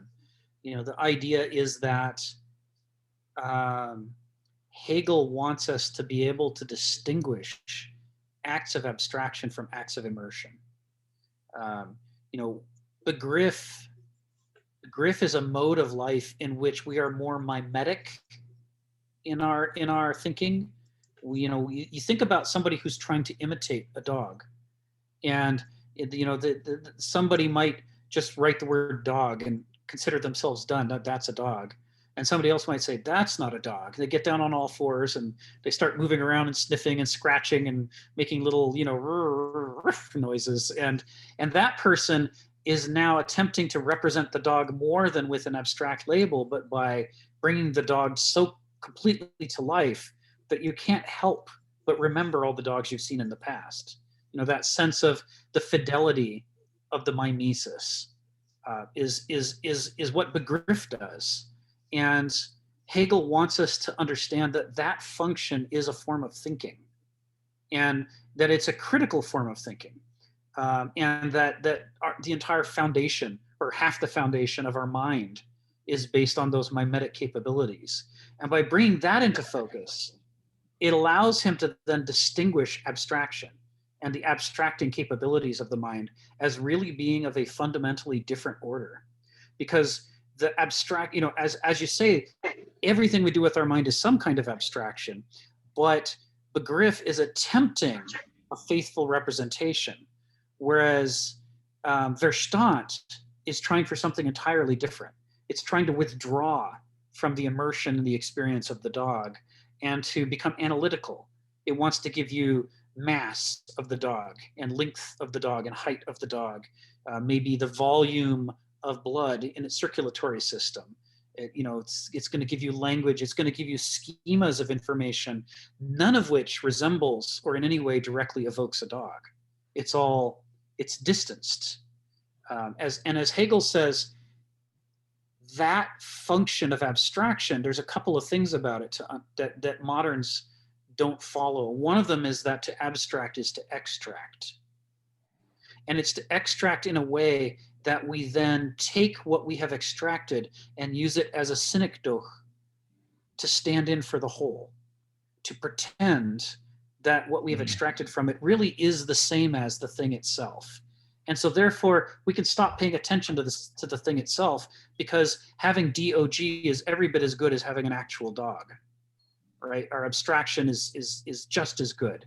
And that we should therefore be able to reason off of our abstraction and plan for the future off of our abstraction and disregard all of the things that have been suppressed into the background. Pay attention to this kind of schematized foreground. And that capability is central to every piece of sophisticated development that we do mentally. It's why we can dress ourselves. It's why we don't, you know, it's why we don't poop ourselves. We can predict the future. We can say, you know, I should probably go to the restroom instead. You know, that would be nicer. It's why we don't have to sit around hungry. We can make plans to make sure we have food available to us. Okay, how does the animal differ here? Because the animal will engage in activities which are not consciously abstract, but they are organized activities. So this is humanity is conscious of its ability to abstract. Yes. And apparently the animal isn't. Yes. And part of the reason for that is that animals, you know, animals have noesis as well. They, just like we do, but they have something that we don't. that means that they don't need to give their noesis as free a rein as we do. And the thing that they have is they have a much richer suite of instincts. Evolution has programmed a lot of behavior into them so that they will automatically seek things that we need to plan for because we don't automatically seek them. Even though we have the same need at an underlying level, we've got this greater scope of freedom by having the frame of the instincts shattered, so that we just have, it's not that we have nothing, but we have fragments of instincts. And we have to make up the difference with a prosthesis, which is where culture develops in us patterns of abstraction and planning that we then use to substitute for instincts. And without culture, we simply couldn't survive, because you have to have the full picture, and we aren't born with it. The rest of it has to be filled in somehow. And so this is where Kenneth Smith. The tragedy of the prosthesis, though, is Oedipus. You know, when the Sphinx says to him, you know, you're on 4 legs in the morning and 2 legs in the bright time of day. What are you now? You're a falling. You know, you're the old man, and you've got the prosthesis, the walking stick. Right. Yes, and the implication is that this is your culture. It's lived through its grandest moments. Yeah. And now you're fading. Yes. Yes, so, you know, that side of the riddle of the Sphinx is wildly underexamined. You're right. You're right. The fact that he's got a prosthesis is critically important in that riddle, and I just have not paid enough attention to that. But yeah, I remember Christopher Tolkien was pointing out. He said that they were all inspired by this one particular Norse saga. It was a story of a demonic sword. Michael Moorcock copied it for his Stormbringer series. Right. And Christopher Tolkien pointed out that this is the first tale in history where which is it's something that's commonplace today, but this was the first time in history in any tale that this element came in. It was a series of stories of people who claimed the sword, this demonic sword, which was cursed, made you powerful, but eventually became the death of the hero that wielded it. The hero dies and the sword finds a new victim, a bit like the orb out of the heavy metal cartoon. Yes. And this idea, this thing that man has created, the prosthesis, overcoming him, like the mad robot of the science fiction story, which is now commonplace, first appears in this particular tale that Tolkien said inspired all their stuff. Yes. And it makes a good metaphor for the human condition. Because we're in a situation where we can't survive without a prosthesis. But if the prosthesis is allowed to become ill, then we become ill, and it dominates us. Well, Moorcock's point is, you know, who is master, the sword or swordsman? Exactly. We've placed the machine above ourselves. Yes. Or the machination, you might say. Let's use the word machination. Yes. And this is what Hegel and Kenneth Smith and these others are saying, is that, you know, Begriff is what happens when we make part of our mind the master, and Verstand is what happens when we make the other part of our mind the master. But if we don't make either one the master, and we instead make them both the servants and seek mastery from something else, then we have the capacity to grow into the adult form of thinking, which is Vernunft. But if we don't do that, if our society amputates our growth out of these two basal metabolic modes, then we remain the prisoners, the slaves of these prostheses that evolution has given us, and we end up living unsustainable. I'm a bit worried about that term evolution has given us. I know, and that's just an approximation. We've unfolded into this over time. This is our strategy, right? But we can come back to that. It's a deeper question. Sharon and Phil, you both have your hands up. Why don't we take you guys in that order? Yes. So I want to come back to this idea of abstraction. because Kenneth mentions it and ties it into the art. And I'm in my notes, I'm reading from page 100. He says, most modern art plays in parenthesis, generally to no larger purpose, with the distinctively modern instinct for abstraction or abstractivism. Compare Brecht's alienation techniques. Yes. We see the de facto human order too much, are too familiar and too close to it. It bores us and palls us, and we have no way of breaking free of it, except as some do by departing from the mountains or seashores. Some sculptures present incredibly lifelike, textured, colored, expressive figures that force us to realize that the external traits of human beings do not necessarily point or engage with anything truly essential within.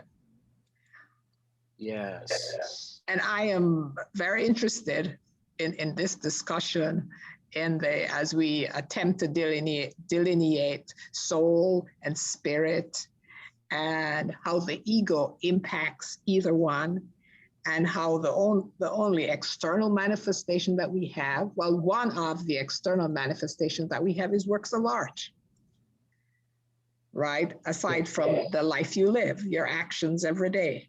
But works of art really talk about that. And some of the works of art are pretty controversial. And I ask, do they reflect more the spirit or the predetermined soul? Well, you know, I'm going to call on Phil because this is a recurring theme for Phil. He's already got his hand up about something else, but I know he wants to answer this. Yeah, I partly disagree with the idea of abstraction in this sense. Okay. First of all, I think abstraction is really the underpinning of the will to power. The fact that we could divide the world, and from the beginning, in a sense, by splitting the stone to make a weapon, Yes. allow us to function in the world, in a sense, separate ourselves from the world, and eventually, by the invention of other means of abstraction, we're also able to separate humanity into different divisions in the world, and the power has control. I think I disagree with the abstraction part because it sounds like they're critical.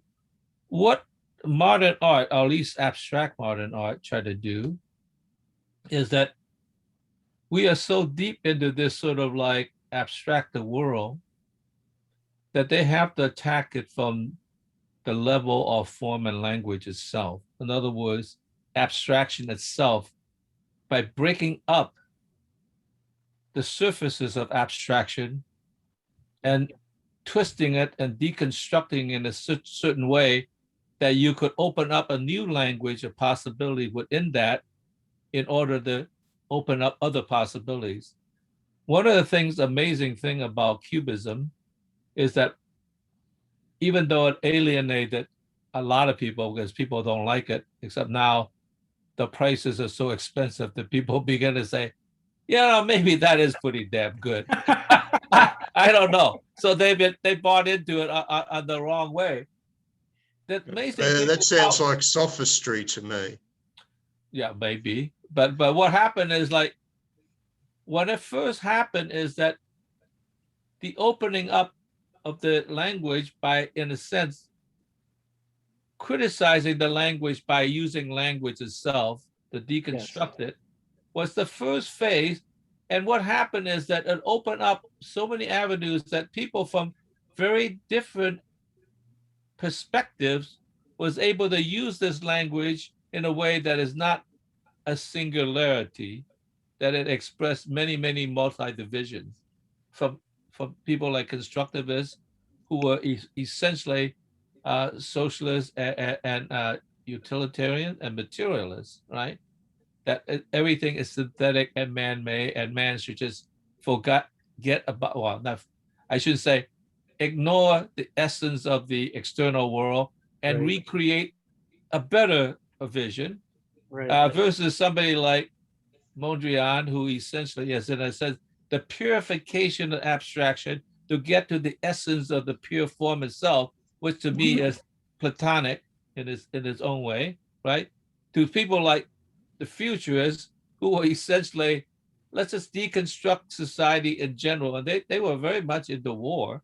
I mean, which is sort of a very interesting part, right? And so I think that's the first part, because what that part did was to deconstruct it enough to provide a clearing for other possibilities to happen. Mhm. And it did happen in a sense. So it was historic in the sense that it was so, how should I say, this synthetic world of abstraction was so monumental that was important to deconstruct it and take it down at least a notch before you could build something else into it. So it was revolutionary in some sense, similar to, let's say, Nietzsche was, of deconstructing the world to open up possibilities. And so I think in that sense, I'm with them. I'm with the classical thing. What happened was eventually it became exhausted and ran out of steam. It became essentially a form of classicism, Right. you know, that, like I said, it degenerated into a sort of normalizing habit that Yes. everybody, like I said, went to New York. Everybody at that time in 1979, everybody has discovered the grid, Right. as Right. if other people have it, as if scientists had not discovered the grid of plotting things, you know, like, so that was incredible. These are a community of the most sophisticated artists in the world, and they've all discovered this new truth, was essentially a normalization of what things are. So Mhm. it proved itself that it could actually heal itself and become a unifying principle that that's automatic rather than opening up possibilities. It closes itself. But I think the initial inspiration was important, because in order to have something new, you have to clear. It's kind of like building in New York. New York is so overbuilt Right. that the only way you could provide a new building is to clear away some Yeah. old buildings, other buildings. Maybe I should say old, but that's prejudice to the old. You got to clear away some space for a new thing to happen. Right. Maybe this form of deconstruction. So there was a kind, in a way, there was a kind of a unity between that and things like structuralism, which essentially took the forms that was in many ways classical to criticize the classicism itself that has frozen into itself. So it was sort of revolutionary in that sense. But the unfortunate thing is that degenerated into, a classical form of its own. So that, like I said, Mondrian became the high priest rather than a revolutionary, which he was, at least at the beginning, right? But Right. after all, I suppose if you become the high priest, it's hard to give it up. Just like George Washington knew that slavery was not right, and when he died, he freed his slaves. But in the meantime, it's nice to have them around, like they just take care of all sorts of stuff for you. So it wasn't quite as liberating as he would have liked. So therefore, it is really like there was the part of the entanglement of the dream, but the roots are still underwater. so there was that problem. Of So course, if you embrace the master morality, you're going to go back to slavery. yeah, well, that's, Of course, I mean, that was Stirner even preceded Nietzsche on this point. Hey, what the hell? Well, if I can make other people my property, let's go for it, man. Well, that was exactly the problem with communist China. It started out as a revolutionary movement to free people, but people realized the way to do it was to achieve power to deconstruct the other power. But at the meantime, it was kind of nice, and Mao, created what he would term eternal revolution, but what he really wanted to do was to write the little red book as another manifesto that will maintain him in power. I think in a funny way, we are all driven so much by ego that even if you have the best intentions, you eventually consolidate into an egotistical mode, because it's awfully nice to have servants running around to tend to your every needs. You have to resist that, and it's very difficult to resist that throughout your life. Why resist it? I don't know. I'm an idiot, I suppose, but I could exactly. I could have so off, and as people would say, bought into the system. But hey, I'm happy enough with where I am to resist the system as much as I could. You can't resist it 100%. Otherwise, like I said, you're going to end up in a single room of cabin in Montana and become the Unabomber. So that I do not want to be that. So let me turn this around back to Sharon's question, and I'm going to take it through the text. One of the things I think in this paragraph that Kenneth Smith makes clear is that when he's talking about abstraction, he's not talking about abstract art, because the example he gives is a very concrete art of a 40-foot high figure, of an ordinary looking woman. But he says it's abstract because it doesn't point to or engage anything that's truly essential within human beings. That to be concrete art that matters, it has to be engaging. It has to be drawing us out of our shell of abstraction and back into engagement with the things that really matter. And it can do that using, sure, representational techniques, but it can do that using abstract techniques too, as long as it's doing the job that needs to be done. And that the problem in a lot of modern art is not that it's abstract, but that whether it's representational or not, it's not about anything that matters. It's not actually challenging anything. It's going with the status quo, and it's just, it's going with the shallow interpretation of reality that modernism encourages us to engage in. And so I think that's kind of how I think, what you said relates to what Sharon's question is that you could have somebody who's called an abstract artist because they're doing non-representational art, and yet they could be more engaged with the human experience and drawing viewers into it than somebody who's doing representational art at a very shallow level. Well, that's even more true in music. I was really into modern music, contemporary music quite a lot, because I was interested in, what's going on the latest. Then it turns out, like very few, it didn't relate to people enough. It was almost like a little kingdom of its own that restricted the very few people who understand it or engage in it. Yeah. That actually universities support, because they couldn't get a job elsewhere.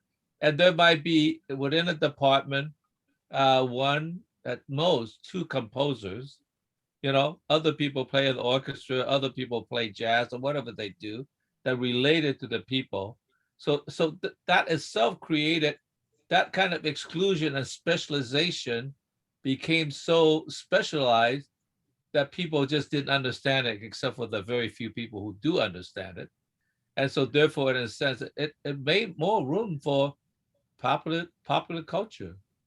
And because popular culture actually got attached to people on some level, you could say not as high of a level, whatever you're going to say, but it really connected with them on a deep level. And so there was a problem. And when I went to New York, like I said, like the most sophisticated place in the world, and I actually attended a modern concert. I attended in the morning, so it was a daylit new music festival. And including myself, there was 14 people in the audience. I said, is this New York City? Like, I expected there would be more. In New York City, okay, maybe it might have been different. I've attended in the evening, but nonetheless, I said, well, this can't be. There's something either wrong with this music, or else there's something wrong with. I must be in some other city. This can't be New York, because it does.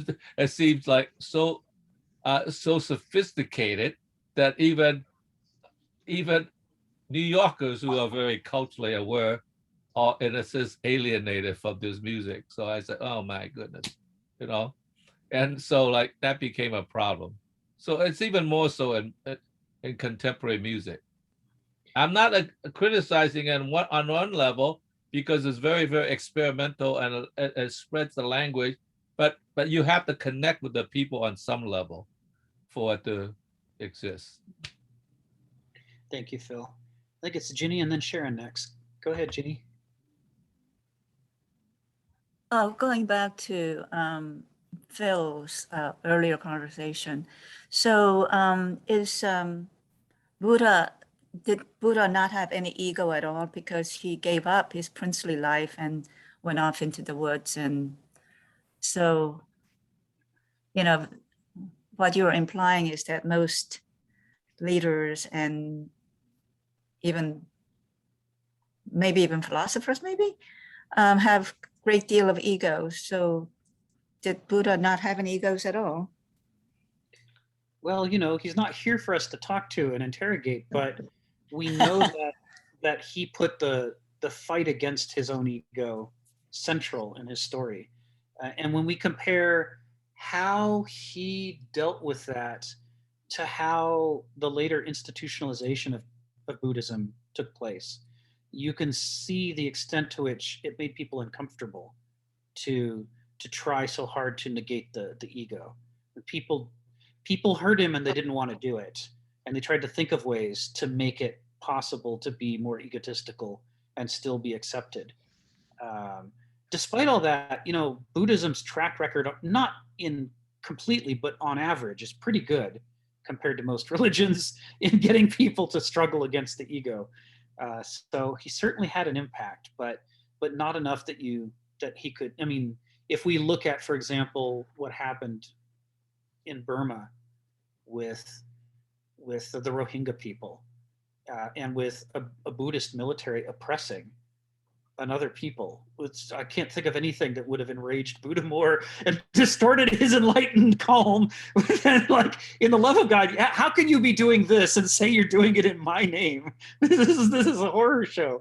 They claim the similar justification for the Japanese brutalities, where it was primarily Buddhist. Zen specifically. Yeah. I've got this friend. He's Sri Lankan. He's an ex-Buddhist. Now he's a Christian. And he's obsessed with the evil of Buddhism, and to him, Buddha was the biggest egotist in history and stuff like that. Well, I really don't know how to answer that question, because, like, I always wonder, like, why did Buddha not come back as a Bodhisattva if he has so much compassion for humanity? But then I also realized that Buddha was a human being. He died. Buddhism is a religion. And so as a human being, even if he wanted to come back as a Bodhisattva, he couldn't. He was going to die. So that was an admission that he was human. So, I mean, it's confusing why that did not happen. It seemed like a contradiction. In some ways, it is a contradiction, but in a way, it isn't, because that is an admission that he's a human being. He couldn't come back as Bodhisattva. I mean, according to philosophy, he probably should have come back as a Bodhisattva to help other people who are suffering in order to do so. But that would be only, in my poem, like, that would be the wish of a dream that couldn't happen because he was, after all, a human being. And he tried to tell him, please don't turn me into a god, right? Yeah. And that's where I think that's what the apparent paradox is. He couldn't come back. you know, and so therefore you have to forgive the fact he didn't come back because people invented him as a god that he should have come back Yeah. to help others. There's a this issue with the Japanese imperial military during World War II and its relationship to Zen Buddhism that Stephen alludes to.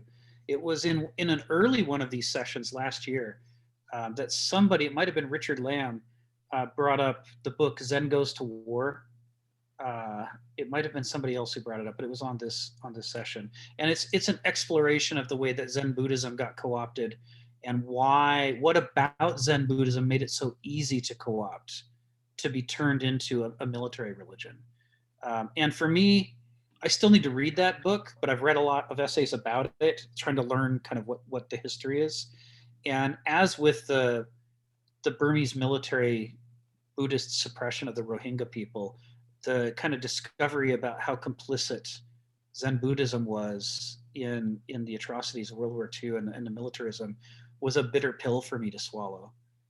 Growing up, Zen Buddhism was offered as a way out of the trap of kind of the Western mentality. And I embraced it a lot because of karate, traditional martial arts. And to have to come to terms with its, vulnerability to being used in that way, it's a Kafar legend, isn't it, where the prelate says, "Don't worry, my son, kill them all. God will sort out the good ones from the bad." Yeah. Terrible. Well, even my own family was directly affected by Japanese occupation. So, yeah, I have a very strong feelings Yeah. Well, I don't about know if Japanese. I don't know if Zen has as much to do with it as you think, because Right. Japan was really a Shinto religion, not a Buddhist religion, right? The emperor was that manifestation of God, not just a representative of God. He was the living God, right? And the paradox there is very, very funny, because in Japanese history, there's also a funny relationship between the emperor, who is supposed to be the living God, and the shogun, who controls the living God. How in the hell is that supposed to be? Because and one of the things that's very interesting, I think, in my mind, is that when MacArthur took over, it was sort of somewhat acceptable because It's the the myth. shogun always controls the god. And The he myth. was the super shogun who was in partnership with the god, but he's told the god what to do. So in some sense, if the emperor was indeed supreme over even the shogun, then that might have been a harder pill for Japan to accept. There's a link. You don't have to get it from Amazon. You could get it from somewhere else. But there's a link to the book, and it's actually called Zen at War, and it explores the history of how many Zen high priests in Japan explicitly backed the military. This is the wonder of detachment, when you can go out and slaughter and say, yeah, it's detached. It was part of Bushido, not modern Bushido, but let's say pre-Meiji era Bushido, that you should be so at peace with yourself that you could commit any act and have it not touch you. And that's a particular distortion of the ideals that it grew out of. And that's what's interesting about that history, is the way that even that could be turned around to serve the ego under the mask of egolessness. I'm just a tool. If you're just a tool, then you're a tool that can be picked up by an ego and wielded by an ego, and thus you become a tool of ego. And that was a vulnerability that was sort of built into it in its modern incarnation. So I'm still wrestling with it. I still need to read the book. There's the link to it for those who kind of want to follow up. But we've got more hands up. This is the thing I get with the Nazis, that they're always held up as the ultimate black card. But actually, they had the view that we're not in the sadism. We're in the simple extermination. That's Wow. pretty Wow. This That's is what happened to the that's a guy. statement for you. Oh my goodness. Yeah. That's what happened to the guy in Schindler's List. They made this movie about this, the beast of this camp. And of course, the irony is people haven't picked up on is the guy was arrested by the Nazis for being a psycho. He was breaking the rules. He was doing things that were against the efficiency of the camp. And they were actually worried about this, that we have to do this. There's the whole thing with Himmler. We have to do this awful act, and it is awful but necessary.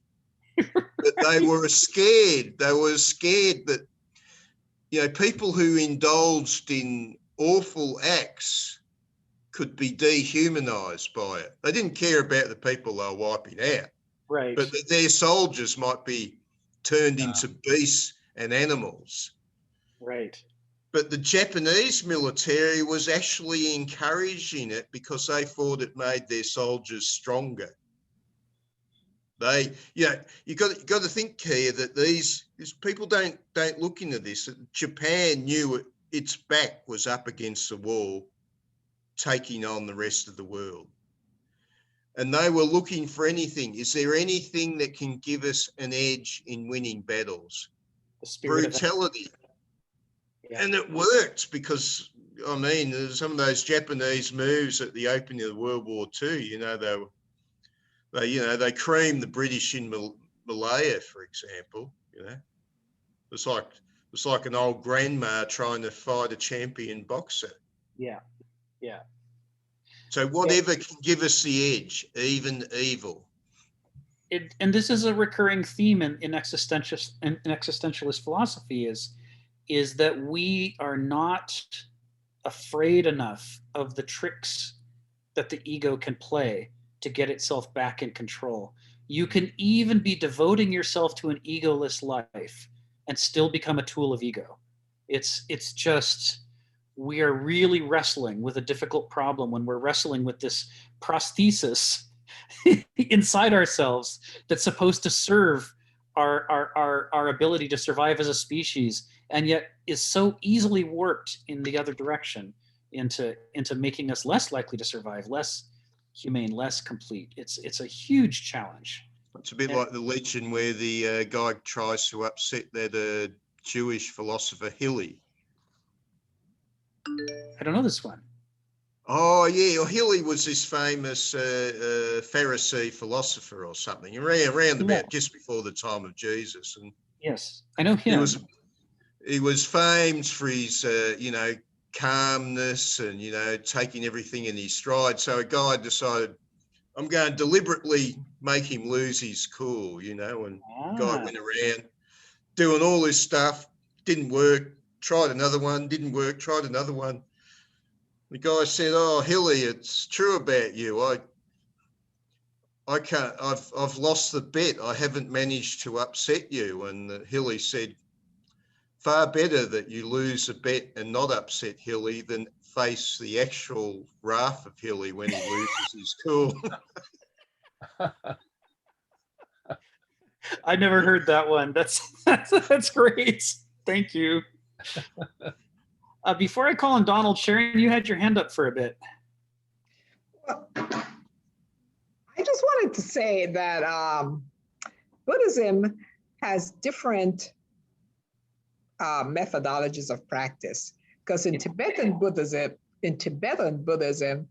the search for the Dalai Lama is usually a child where they think have expressed features of a before life, a child for his wisdom. So I've often wondered if there is some kind of, it is a form of reincarnation because they're looking for an old soul in a very young child. That's Tibetan Buddhism. That's the difference. That's one of the differences I saw. The second thing is Kenneth Smith talks about ecological art and soulish art.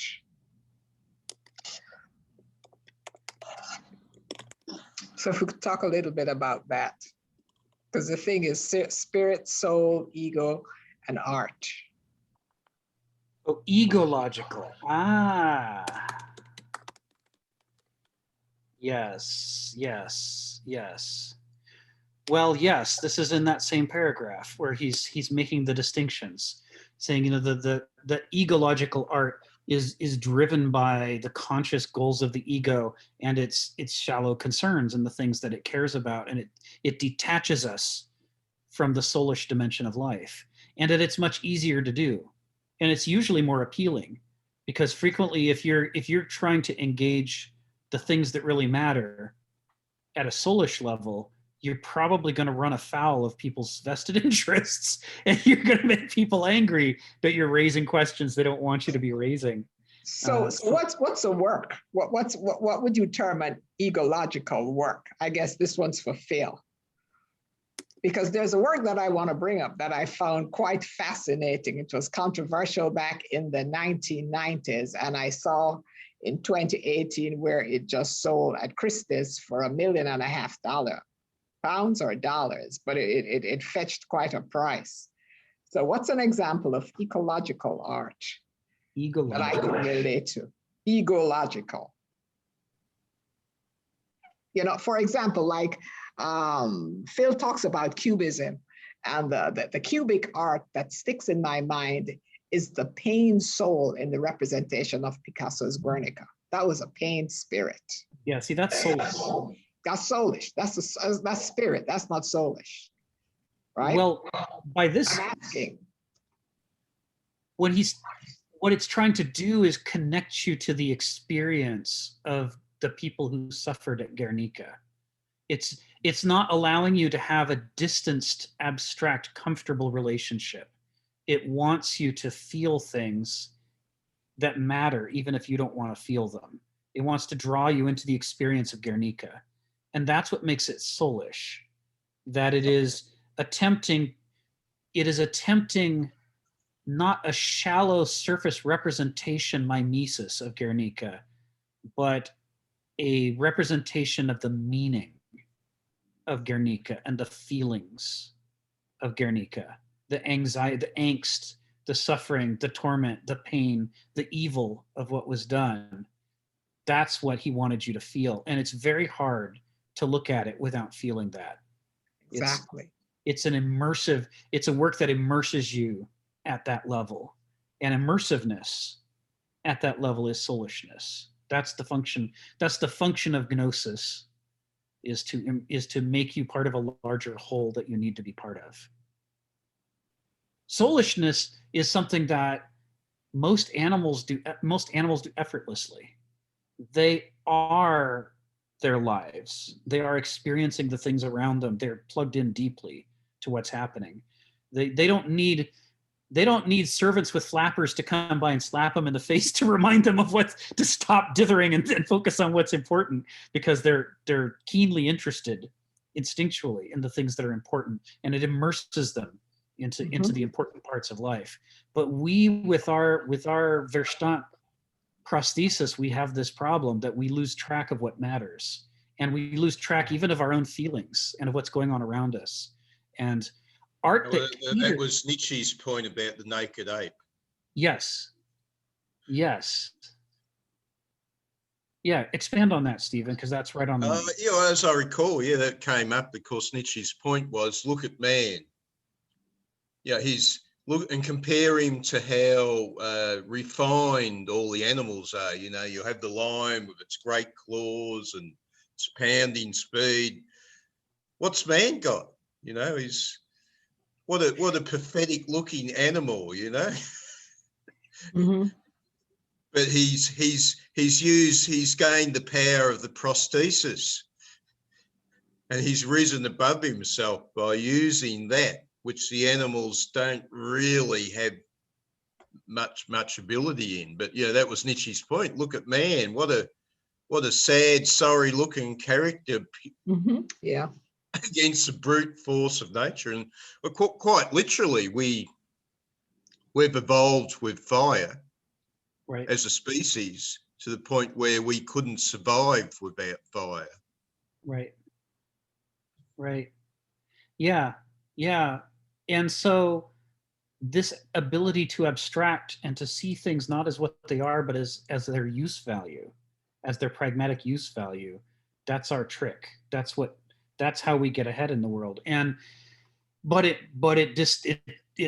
unplugs us from the things that matter to us, is what it does. The more we do that, the harder time we have caring about it in a way that matters. And so, yeah, well, is a picnic table as we conceive it, or as a crow will see an aircraft carrier for it to land on and steal your food? Which is a real picture. Right. You know, and so most art that sells well does so not by appealing to immersing you in the things that matter that might make you uncomfortable, but by appealing to something easy to accept, easy to hang on your wall, non-confrontational, something what Kenneth Smith calls placita. And I forget who he's quoting, but things that please us rather than the things that we need. The things that please us, art that's designed to please at that shallow level, is art of the spirit, not of the infinite spirit, but of the finitized, naive, stunted spirit that Verstand encourages. Now, one can imagine a more profound art of the spirit that brings the two together. You know, works of just awesome wonder, like Beethoven's Ninth Symphony, right? Like Ode to Joy, when the chorus suddenly breaks out of nowhere and begins, for the first time in the history of the world, to introduce words into a symphony. You know, we're all rocked back on our heels. And here's the man who was beaten as a child and who's gone deaf. The one thing that he cares the most about, he can't hear anymore. And he's composing music to say there's still joy and joy unites us all. This brings together soulishness and spiritedness into a union, a vernunft union of art of a kind we almost never see. So it's possible for there to be art that's full of spirit and full of soul at the same time, but it's a masterful achievement and it's rare. Usually, especially in the modern era, we're not seeing that kind of adult art, but we're seeing some stunted form of art that's either got to choose between soulishness or spiritedness. And if it chooses spiritedness, it's getting this shallow, empty, abstracted, not abstract art, but abstracted from meaning and life form of art. Beethoven should be considered the best composer of all time. Who? Beethoven. Oh, it's a I don't know how to do that hierarchy. Let's just say he was very good. Well, you know, because, you know, fighting all the adversity that he fought to compose what he has composed in his lifetime, I think he's a notch above everyone else. Okay, Ginny. In my opinion. Define our time. At all time, of all time. Ginny, our time. Our time. Oh, of all time. All time. ALL. All time. Oh, okay. Yeah, right. I just decided just this moment, based on what Rick just said. Well, now we know. Thank you, Ginny. You're welcome. You're welcome. So, you know, I might do a contrast between certain works of funk that have social consciousness from the early 70s, like Edwin Starr's War, or The Temptations' Papa Was a Rolling Stone, Marvin Gaye's What's Going On, that were, the artists who made them were very scared. They were very afraid of what they were doing. Most people don't know that Edwin Starr's War, which is so famous as a funk anthem, was originally offered to the Temptations and they turned it down because they said, too many of our fans will hate us if we come out against the Vietnam War. It's too popular, especially among white audiences. And if we lose our white audiences, we won't make it economically. So they said no. So the song was brought to Edwin Starr instead, and he and his band did it. And of course, it turned out to be a huge hit. And many other artists watched that and said, oh my goodness, you mean we can talk about the things that matter openly? And there was this wave of socially conscious funk songs that really began to wrestle with this stuff and use the driving power of funk beats and rhythms to kind of to draw people into these arguments and discussions about the issues of the day. Now, that's soulish, right? To draw you in to the things that matter, into the experience. But later, there was a backlash against it that became disco. And the thing about disco was that it would not confront any social issues and it would not challenge the audiences. And so it was acceptable to, across the political spectrum and to all races and widely. And as a result, disco became this huge phenomenon where people, started stopping listening to funk and started going to discos and dancing and not worrying about things. And this later became kind of satirized when people said, there's all this social stuff going on and all people want to do is dance. They don't want to dance about anything that matters anymore. They just want to escape. And, part of the reason why disco could be so big, and I'm not saying none of it engaged in social consciousness, but most of it didn't. And the stuff that didn't was the most popular. And it was because it was non-confrontational. It was offering people things that pleased them, that satisfied desire, that satisfied the ego, rather than forcing people to confront the really uncomfortable things that we need to Making with the meat. Enjoy your life as meat. Don't keep away from the hard bits. Just enjoy the meat. Right, exactly. Just take it easy. So, I'll offer you an example from film. I don't know if you've seen either of these films, Sharon, but it's another art medium. Have you know about Akira Kurosawa's film Seven Samurai? No. You should watch it.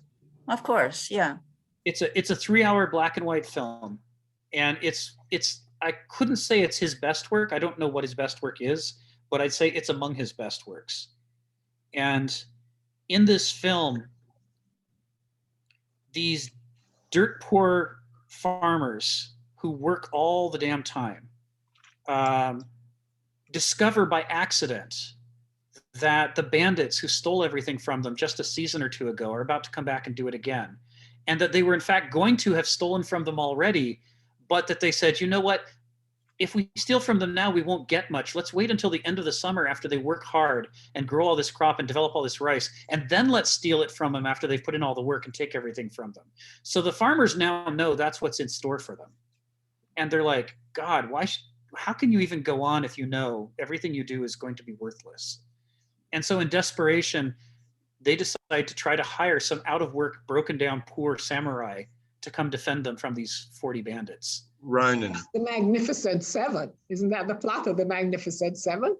That film was a remake. That was a remake. And it's a very good remake. Yeah. But the original really wrestles with the misery of the peasant's life. And it wrestles with what sort of samurai would think that this was beneath them. Because why would they work for a peasant? They want to work for a noble lord. They want to be paid piles of gold. They don't want to work for rice. Find some hungry samurai. But it's all the peasant. Yes. So the village elder says, find some hungry samurai. And that's what they do. And the whole film is about people who are willing to give their life to do the right thing, even though it's not noble and it's not, and the film does not shy away from all the painful parts of the relationships between peasants and samurai in feudal Japan at that era. It's profound, powerful. Ronin, not samurai. Yeah, Ronin. Didn't he also do the film Rashomon? Yeah. Yes. Kurosawa. Yeah, that's also quite well known, Rashomon. Which is an incredible film. I just rewatched it a month ago. But that was more of an intellectual film versus the Seven Samurai. Yeah. So the thing about Seven Samurai is once you've seen it, you have an understanding of that life that you can never forget. I mean, it shows you what it's like to live in the village. It shows you the feelings, the good feelings, the bad feelings, all the feelings of that life. You're immersed in it completely, and you totally understand it, and it makes you think for the rest of your life about those things. In contrast, John McTiernan made a film called The 13th Warrior. And The 13th Warrior is based on a novel by Michael Crichton, of Jurassic World fame and Andromeda Strain and other things, Coma. No, that's a different author. Again, we have the idea that a bunch of warriors are summoned to come defend a place that's under attack. But there's too many of them. We never really get to know any of these warriors except two of them. The rest of them are sort of like interchangeable faces. All we know about them is this is the old gruff guy with a bow, and that's the guy who's the father of the son, and he's angry. And it's like we have these little caricatures, but that's it. We don't really ever know any of these people. And the people they're going to defend are not miserable peasants suffering under an unfair burden that calls into question the entire social arrangement of the world. Instead, it's a noble hall. It's a retelling of Beowulf. It's nobles in a hall, and they're being oppressed by dark-skinned people who come and try to take all their good things away. And they need these white warriors to come and fight off the dark-skinned warriors to protect the rich white way of life. And the whole thing, the more you look at it, you realize, as a contrast with Seven Samurai is deeply soulish. You are immersed in the life and you care about these real people. But 13th Warrior is completely the opposite. It's like none of these people matter, right? They're all interchangeable. They're just there so you can have some exciting fight scenes and go on a roller coaster. And then at the end of the movie, you're left with nothing of any profundity that matters. Your understanding of people hasn't changed. Your understanding of any particular period of history hasn't changed because it's not an accurate representation of what life was like back then. Everything about it is shallow and empty and just designed to please audiences and make a quick buck. And it's the two of them side by side that really illustrates this difference between soulishness and non-soulishness in art. Well, there's a movie by Kurosawa I really like a lot. It's called Ikiro. This was about a guy who was in the bureaucracy, and his whole life was dedicated to, in a sense, never doing anything that's important in order to just fit into the system, right? Yes. And one day, I think he found out that he was about to die with cancer or something of that sort. And he examined his life and realized that he has done nothing in his life. This was about a thing about redemption of an ordinary person. He decided he must do something with his life. And he decided he would dedicate his life to building a neighborhood park for the kids. That was his thing. And he had to fight against the same bureaucracy that he was entrenched in. And he fought very hard. And the day he realized that, and he finally got the park before he died, the day he realized that, he was in the restaurant thinking about, that he had lived a meaningless life, that he's about to do himself. And that was a very beautiful scene. As he realized this, he was just leaving the restaurant, and a bunch of young schoolgirls came up the stairs, and they were singing a song to one of their friends, "Happy Birthday to You." It was beautiful because the way it was transposed, it showed that he had finally been born. Even though it was just a coincidence they came up, but it was very clear that he finally has been born into life, and he was going to actually do something in the world for somebody. So this was a life about redemption, which I love, because it was something that's, I think, very much in the Japanese thing of fitting into the corporation, into the system, into the bureaucracy, and to do as little as possible within that bureaucracy, but just keep sustaining yourself by doing nothing, which is ideal.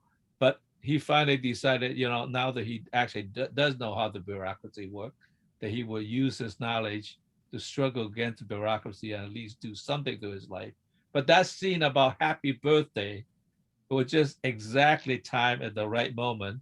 So Kurosawa knew exactly how to make that juxtaposition happen about him being reborn in life. Yeah. No, I haven't seen that one. It's called Ikuro. It's a beautiful movie about how ordinary man even ordinary man could transform himself into becoming a sort of at least a semi-saint. So that's kind of interesting. Right. I guess one other really good example of a juxtaposition to illustrate soulish versus non-soulish art would be, the works of Japanese animator Hayao Miyazaki, who did My Neighbor Totoro, Spirited Away, Princess Mononoke. These are some of the greatest works of animation ever done, and they're deeply moving.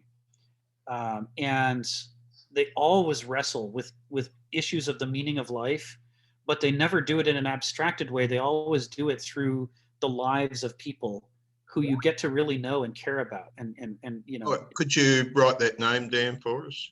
Yeah, Hayao Miyazaki. And 3 recommendations would be My Neighbor Totoro. And one of them is Princess Mononoke. Those are 2 of my favorite films of all time. I know David Roel is a huge fan of Miyazaki's work as well. And then Spirited Away is the one that is most famous. It got a lot of coverage, but I think the other 2 actually are better for illustrating this. When I was a kid, I was quite taken by the Legend of the White Snake, which was like one of the first anime films that was created. Oh, I haven't seen that one yet. Oh, I was just captivated. And, this is something totally far out. I have to have more of this, sort of thing. Yeah. Another one was Magic Boy. He was made by that really first famous Japanese animator. I know who you mean. Yeah. So I think it's Donald's turn, though. He's been waiting a while. Yeah, I'll call on Donald in a second, but I have to finish this thing because the soulishness here, the illustration of the soulishness is that Miyazaki was so famous for doing such profound animation that Ursula Le Guin, the author of the Earthsea trilogy, said that she didn't want anybody to animate her work except Hayao Miyazaki. Okay. And she demanded that, she was willing to make a deal on the condition that he do it. But at the last minute, he had to back out because of other commitments, and his son did it instead. And his son doesn't have his gift. And so his son animated this Earthsea adaptation with all the same creators, all the same animators, all the same composers, that everything else going for it, except that Hayao Miyazaki wasn't the one who wrote it. That's the only difference in this adaptation. And that Earthsea adaptation is so flat. You just don't care. And everything that happens in it is just plot without character, plot without story. It's completely empty. And Ursula Le Guin was just heartbroken that happened. And basically they apologized to her later on for having attempted to substitute somebody who didn't know how to create soulish art for somebody who did. Mm-hmm. Like it isn't enough to have the surfaces of things, even when they're indistinguishable in every way. You have to get that storytelling, character-driven level such that it really engages with the things that matter and makes you feel them and care about them and be immersed in them in a way that stays with you for the rest of your life. And if it's not doing that, it's just not soulish. Okay. And so that was that. These are a couple of contrasts. I picked them because they're otherwise on the surface so similar, these pairs of films, but you can see the thing that's missing when you put them side by side in the one that doesn't have them. So, all right. So Donald and then Bill and then Sharon, is that right? Yeah. Yes. Go ahead, Donald. Thank you, Sharon, for your thoughtfulness. You're And welcome. it may have been better that I was not called on. But you can't do that now, Donald. You can't. But I wanted to say to Rick, when he's talking about martial arts and Buddhism, that since he studied martial arts, surely he is aware that one cannot fight effectively unless one has inner peace. Yes. That adrenaline, anxiety, everything, slows the body, Yes. stops the rapid movement that allows one to be effective as a fighter. So right. that there is some real overlap here Yeah. is right. Yeah. And the other thing, and when we thought about a Kurosawa, that sometimes in film, particularly, I also like the one that became A Fistful of Dollars, whatever. Yeah.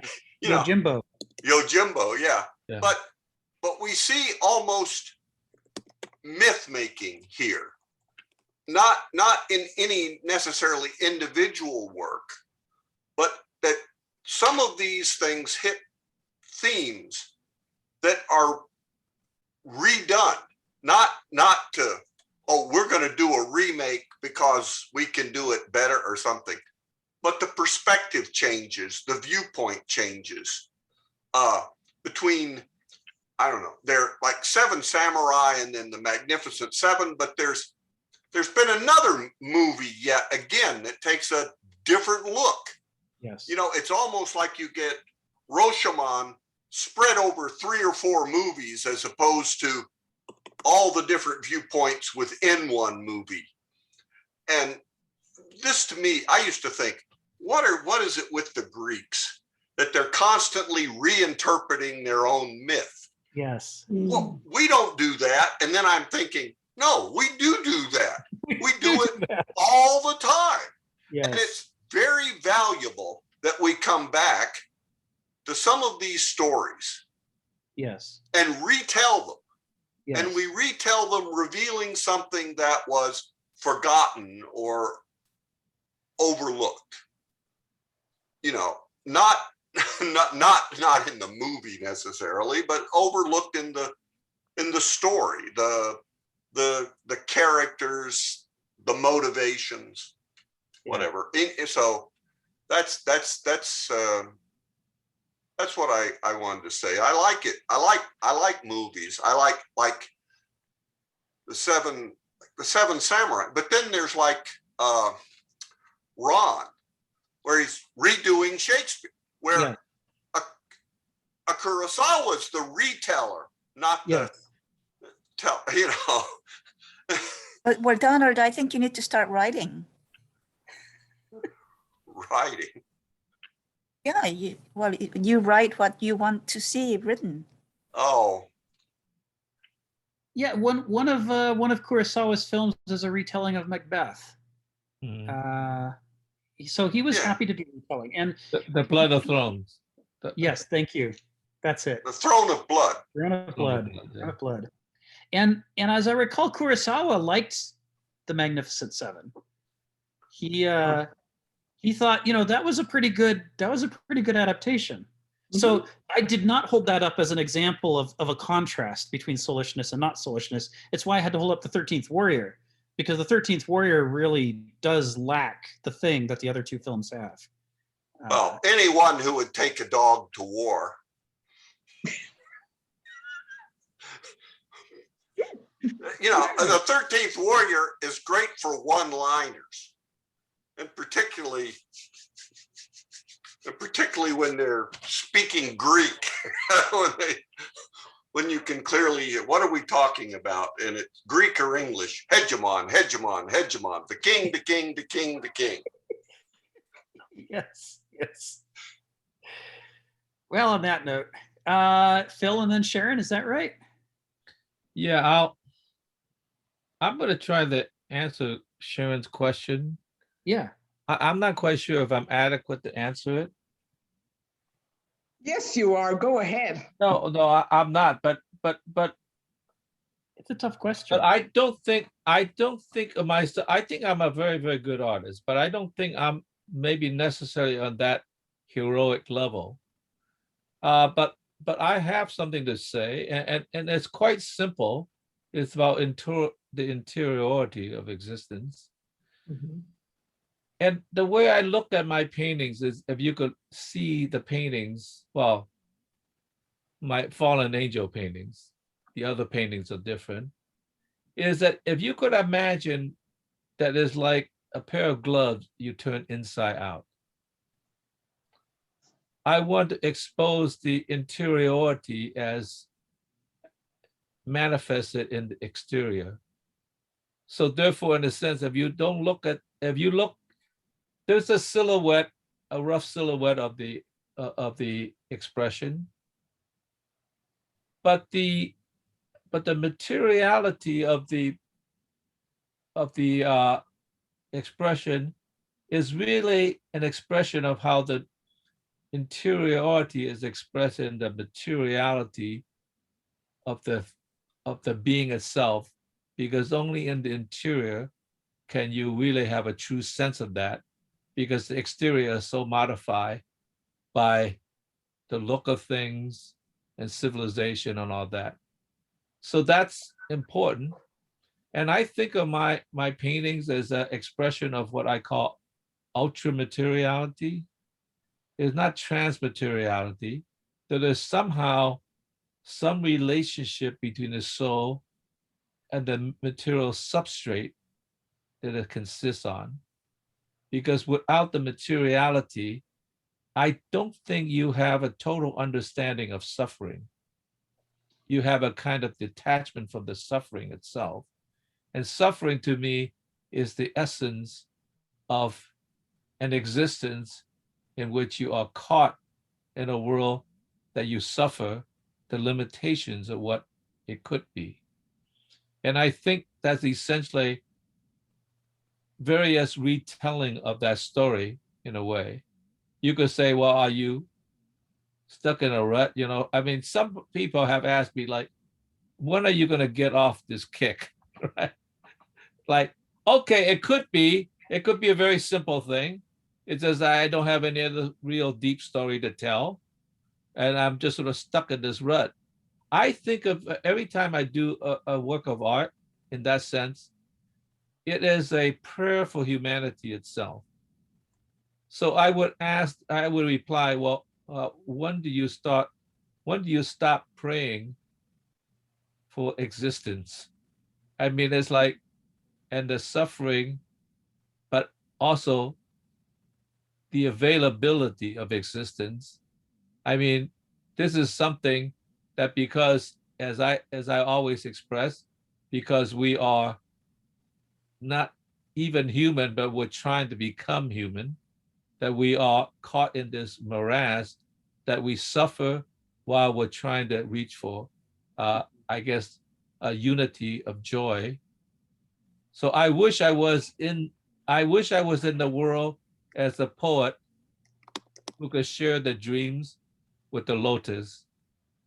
But it seems to me I'm not there, and I'm expressing that in a way because I don't see myself as having that degree of enlightenment. Although I feel that I have some sense of what that would be. And so therefore, that's why I think it's very difficult for me to express, because I know that in my existence, it is very difficult for me to transcend the ego. Because I feel like, at least in my existence, the ego is the mediator that makes my expression possible. But I think if I could transcend my ego, you know, as I said earlier about Steve Williams, who's able to criticize the system, but say, in spite of all that, the people that won the race, they deserve to go. I will back off from my ego and let them, and praise them for what they did. Yeah. So I think there's something within me that's still trapped in that morass, even though I consider myself as somebody who never sold out and very cautious of selling out. Maybe that is the problem with me, because maybe if I actually sold out in the right degree, I would be able to have the support structure to go that extra step. But what I'm afraid of, that is the beginning of the true sellout. So I'm caught in this sort of neverland that's in between. So that's why I hesitate to express it, because I don't exactly know what that is, in a sense. even though I dream of it, you know, I'm still caught in like the unrequited love. As you say, I feel so sorry for you. Let's respond to all of that, Phil. May I, Rick? Because you said a mouthful. Well, first of all, I went to your website and I looked at your art. And you, in the first couple of sentences, you just said the interiority of existence. That sums it all up for me. Because I looked at your landscapes and I also looked at your pictures of the fallen angel, and I spent some time there and I looked at the evolution of the artwork over a period of time. And here's what I got. And I'm not an art critic, I'm just a plain old person. I thought when your spirit was in a bit of turmoil, the landscapes, the colors were dark and the work was dense and the trees were all put together. And as you emerged from that, then the landscapes got simpler. And there was sunshine, and there were trees, and there were flowers. And I also saw the fallen angels evolving. And towards the later works, they started to get hands lifting them up. But there were times when I thought you could actually see the turmoil in them. And so I thought probably this was an example of spiritual art. But that's what I got from it. And so when you said it's the interiority of existence, reflected in the material sense, that just summed it up perfectly for me, right? And I thought it was very, very, very good and very well expressed. But I'm not an artist. It was just, I was able to get that message from what I was looking at. The other artist that I wanted to bring up, because I remember it made news back in the early 1990s, is a guy called Chris Ofili.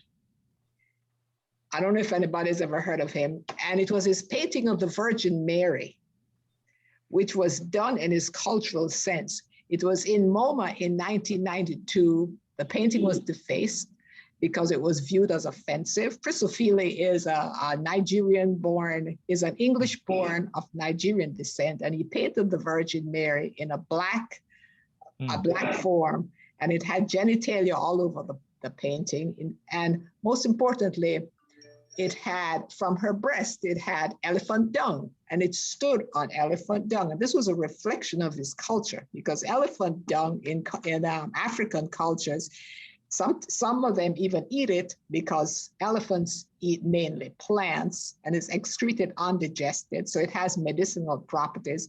So it's of significant worth. And he presented that painting into this culture. Well, in 2015, that painting just sold at Christie's for $4.5 million. And I think you can look it up on the web. And what I saw is something that Rick talked about, how the artist, through his spirit, represents his cultural ideas, culture's ideologies.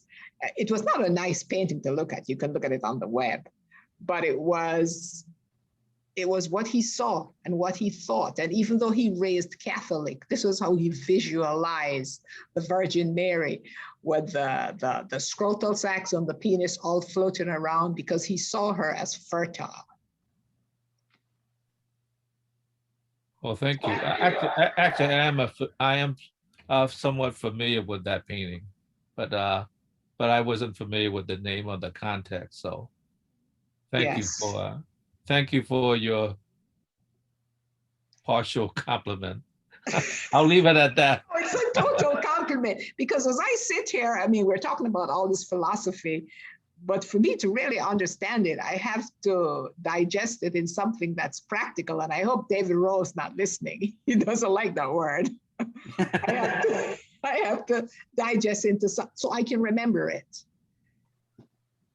You know, Rick, I mean, at some later point, could you bring up my writing about longing, which is that really relates to this, and you could read it. I mean, I'm actually a poor reader. Yeah, I also saw longing there too, because I tried to identify the emotions as I went through. Oh, well, I can only say stay in your bubble where you're safe. It's amazing that people can live in their bubble, their childhood bubble, and remain there to the day they die, but maybe they're the smart ones. Well, I don't think that was a compliment, but I accept it anyways. You know, Stephen, we all have bubbles. That's a fact. We all have bubbles.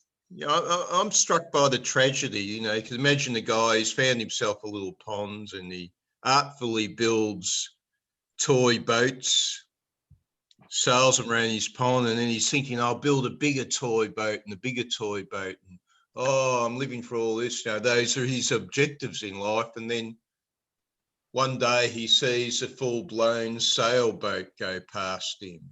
And that's shattered all his dreams, you see. There are so many dreams to be shattered. Well, it hasn't shattered my dreams yet. Sorry to disappoint. That's what I mean. You're I know safe you're- in your I know bubble. you're Inspires them. I know you're concerned about me, but that hasn't talked me out of what I'm gonna do. So next week we'll pick up again in this essay. We'll pick up, I think, in the middle of it. We're partway through now. He contrasts the work of James Cameron and John Woo with the work of Fellini as examples of kind of easy consumer movies versus movies that make you wrestle with the things that matter and try to. We have mentioned the Seventh Seal. Right. There's a lot to explore and unpack here. So we'll talk about that. But I just want to point out that at the bottom of that paragraph where he introduces Wu and Cameron and Fellini and Cassavetes, turns out I have read this discussion contrasting the Tree of Life and the Tree of Knowledge as representing gnosis and noesis before. I read it in this essay because it's right here when he says Cassavetes and Fellini were true Dionysians, Heraclites for the Tree of Life, not just the Tree of Knowledge. Wow. And so that same metaphor that Phil has introduced here before Yes. is central to the way that Smith sees gnosis and noesis and the tension between them. No one's going to go for the good and the bad and the ugly. That's also a movie. Yeah, exactly. Exactly. That's exactly what he's saying. Yeah. Yes. So anyway, yeah, this is it's an interesting. The thing about drawing art into this discussion is that so often philosophy discussions become so abstracted that not only do they let you really engage with, you know, the tangible world, they often don't even let you really engage with art. They want to be a intellectual, logical schema. And here's Kenneth Smith dragging in all of art, you know, to use it to illuminate the way that the mind works and what that implies about culture and personality. You know, with Fellini, even before he broke through to his classic movies such as La Dolce Vita and 8½, and things like that, I really love one of his early movies, which is already exposing the same thing, which is what is it? The Road to Life. The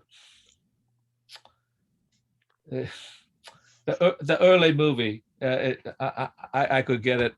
I am so forgetful these days. It's called. It's one of my favorite movies. Let's see.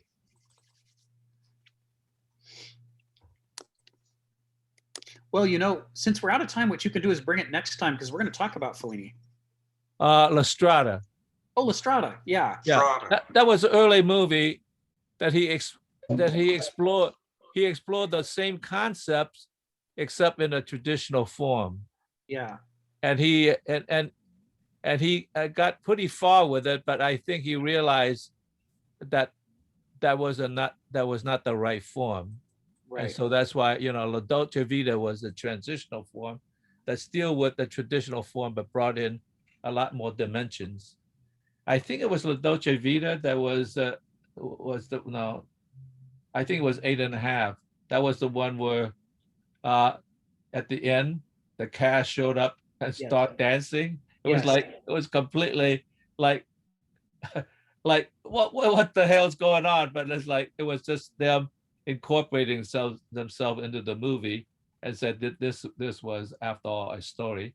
So that was not 2 months ago. Yeah, that was I think 8.5 is about one of my favorite films, really. But La Dolce Vita was also a very important film that transitioned to that, because that was the film in which he really showed that life was beyond a level of excess and desperation. The last scene of Dolce Vita was after the evening of party, the night of parties, where everybody's whatever. He woke up in the morning and ran into this girl across the river. I mean, just the stream that flow into the ocean, and she was sort of so innocent, and I hate to say it this way, virginal and innocent. And here he is, a man that's experienced everything in the world and it's completely spent. And he saw a relationship that there was that dead stingray on the beach. I said, oh my gosh. he's he's criticizing like that's what life started out to be. And if you're not careful, this is what life is going to end up to be.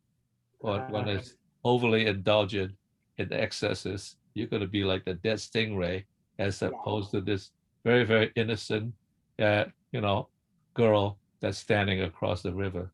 So that was very, very Is interesting. the Cetricon worth watching? What? Oh, the Cetricon. There was, I think it was Fellini's version of the ancient Roman tale, which I know practically nothing about. Yeah. Satyricon.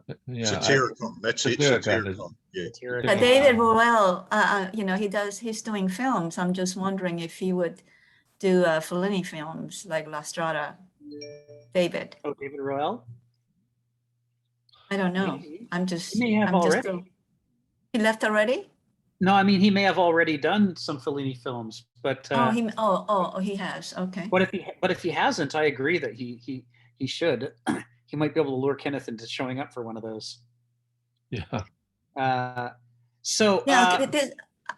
Rick, I feel kind of really embarrassed to ask this, but this Kenneth Smith, where is he from? He's not from Austin, Texas, by chance. This is not the same Kenneth Smith.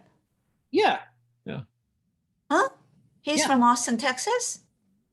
He's from Texas. He's moved around a little bit between New Orleans and Duncanville, Texas, and now Austin. He's in Austin.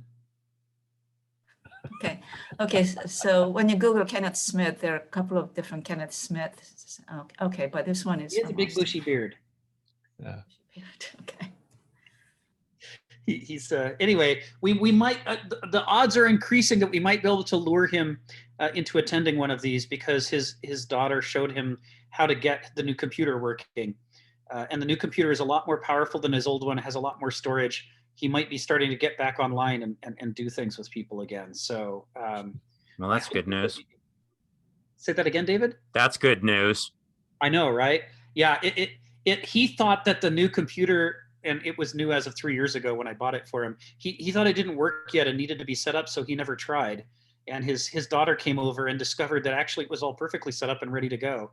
So all this time he's been avoiding it for no reason, and it has all of his files from his old computer, which is what he was afraid he was going to lose. Well, somehow I'm not surprised about all that. So David, I'm not the worst person in terms of IT, right? Okay. So we might be able to lure him into one of these. But in the meantime, I will watch some of these films that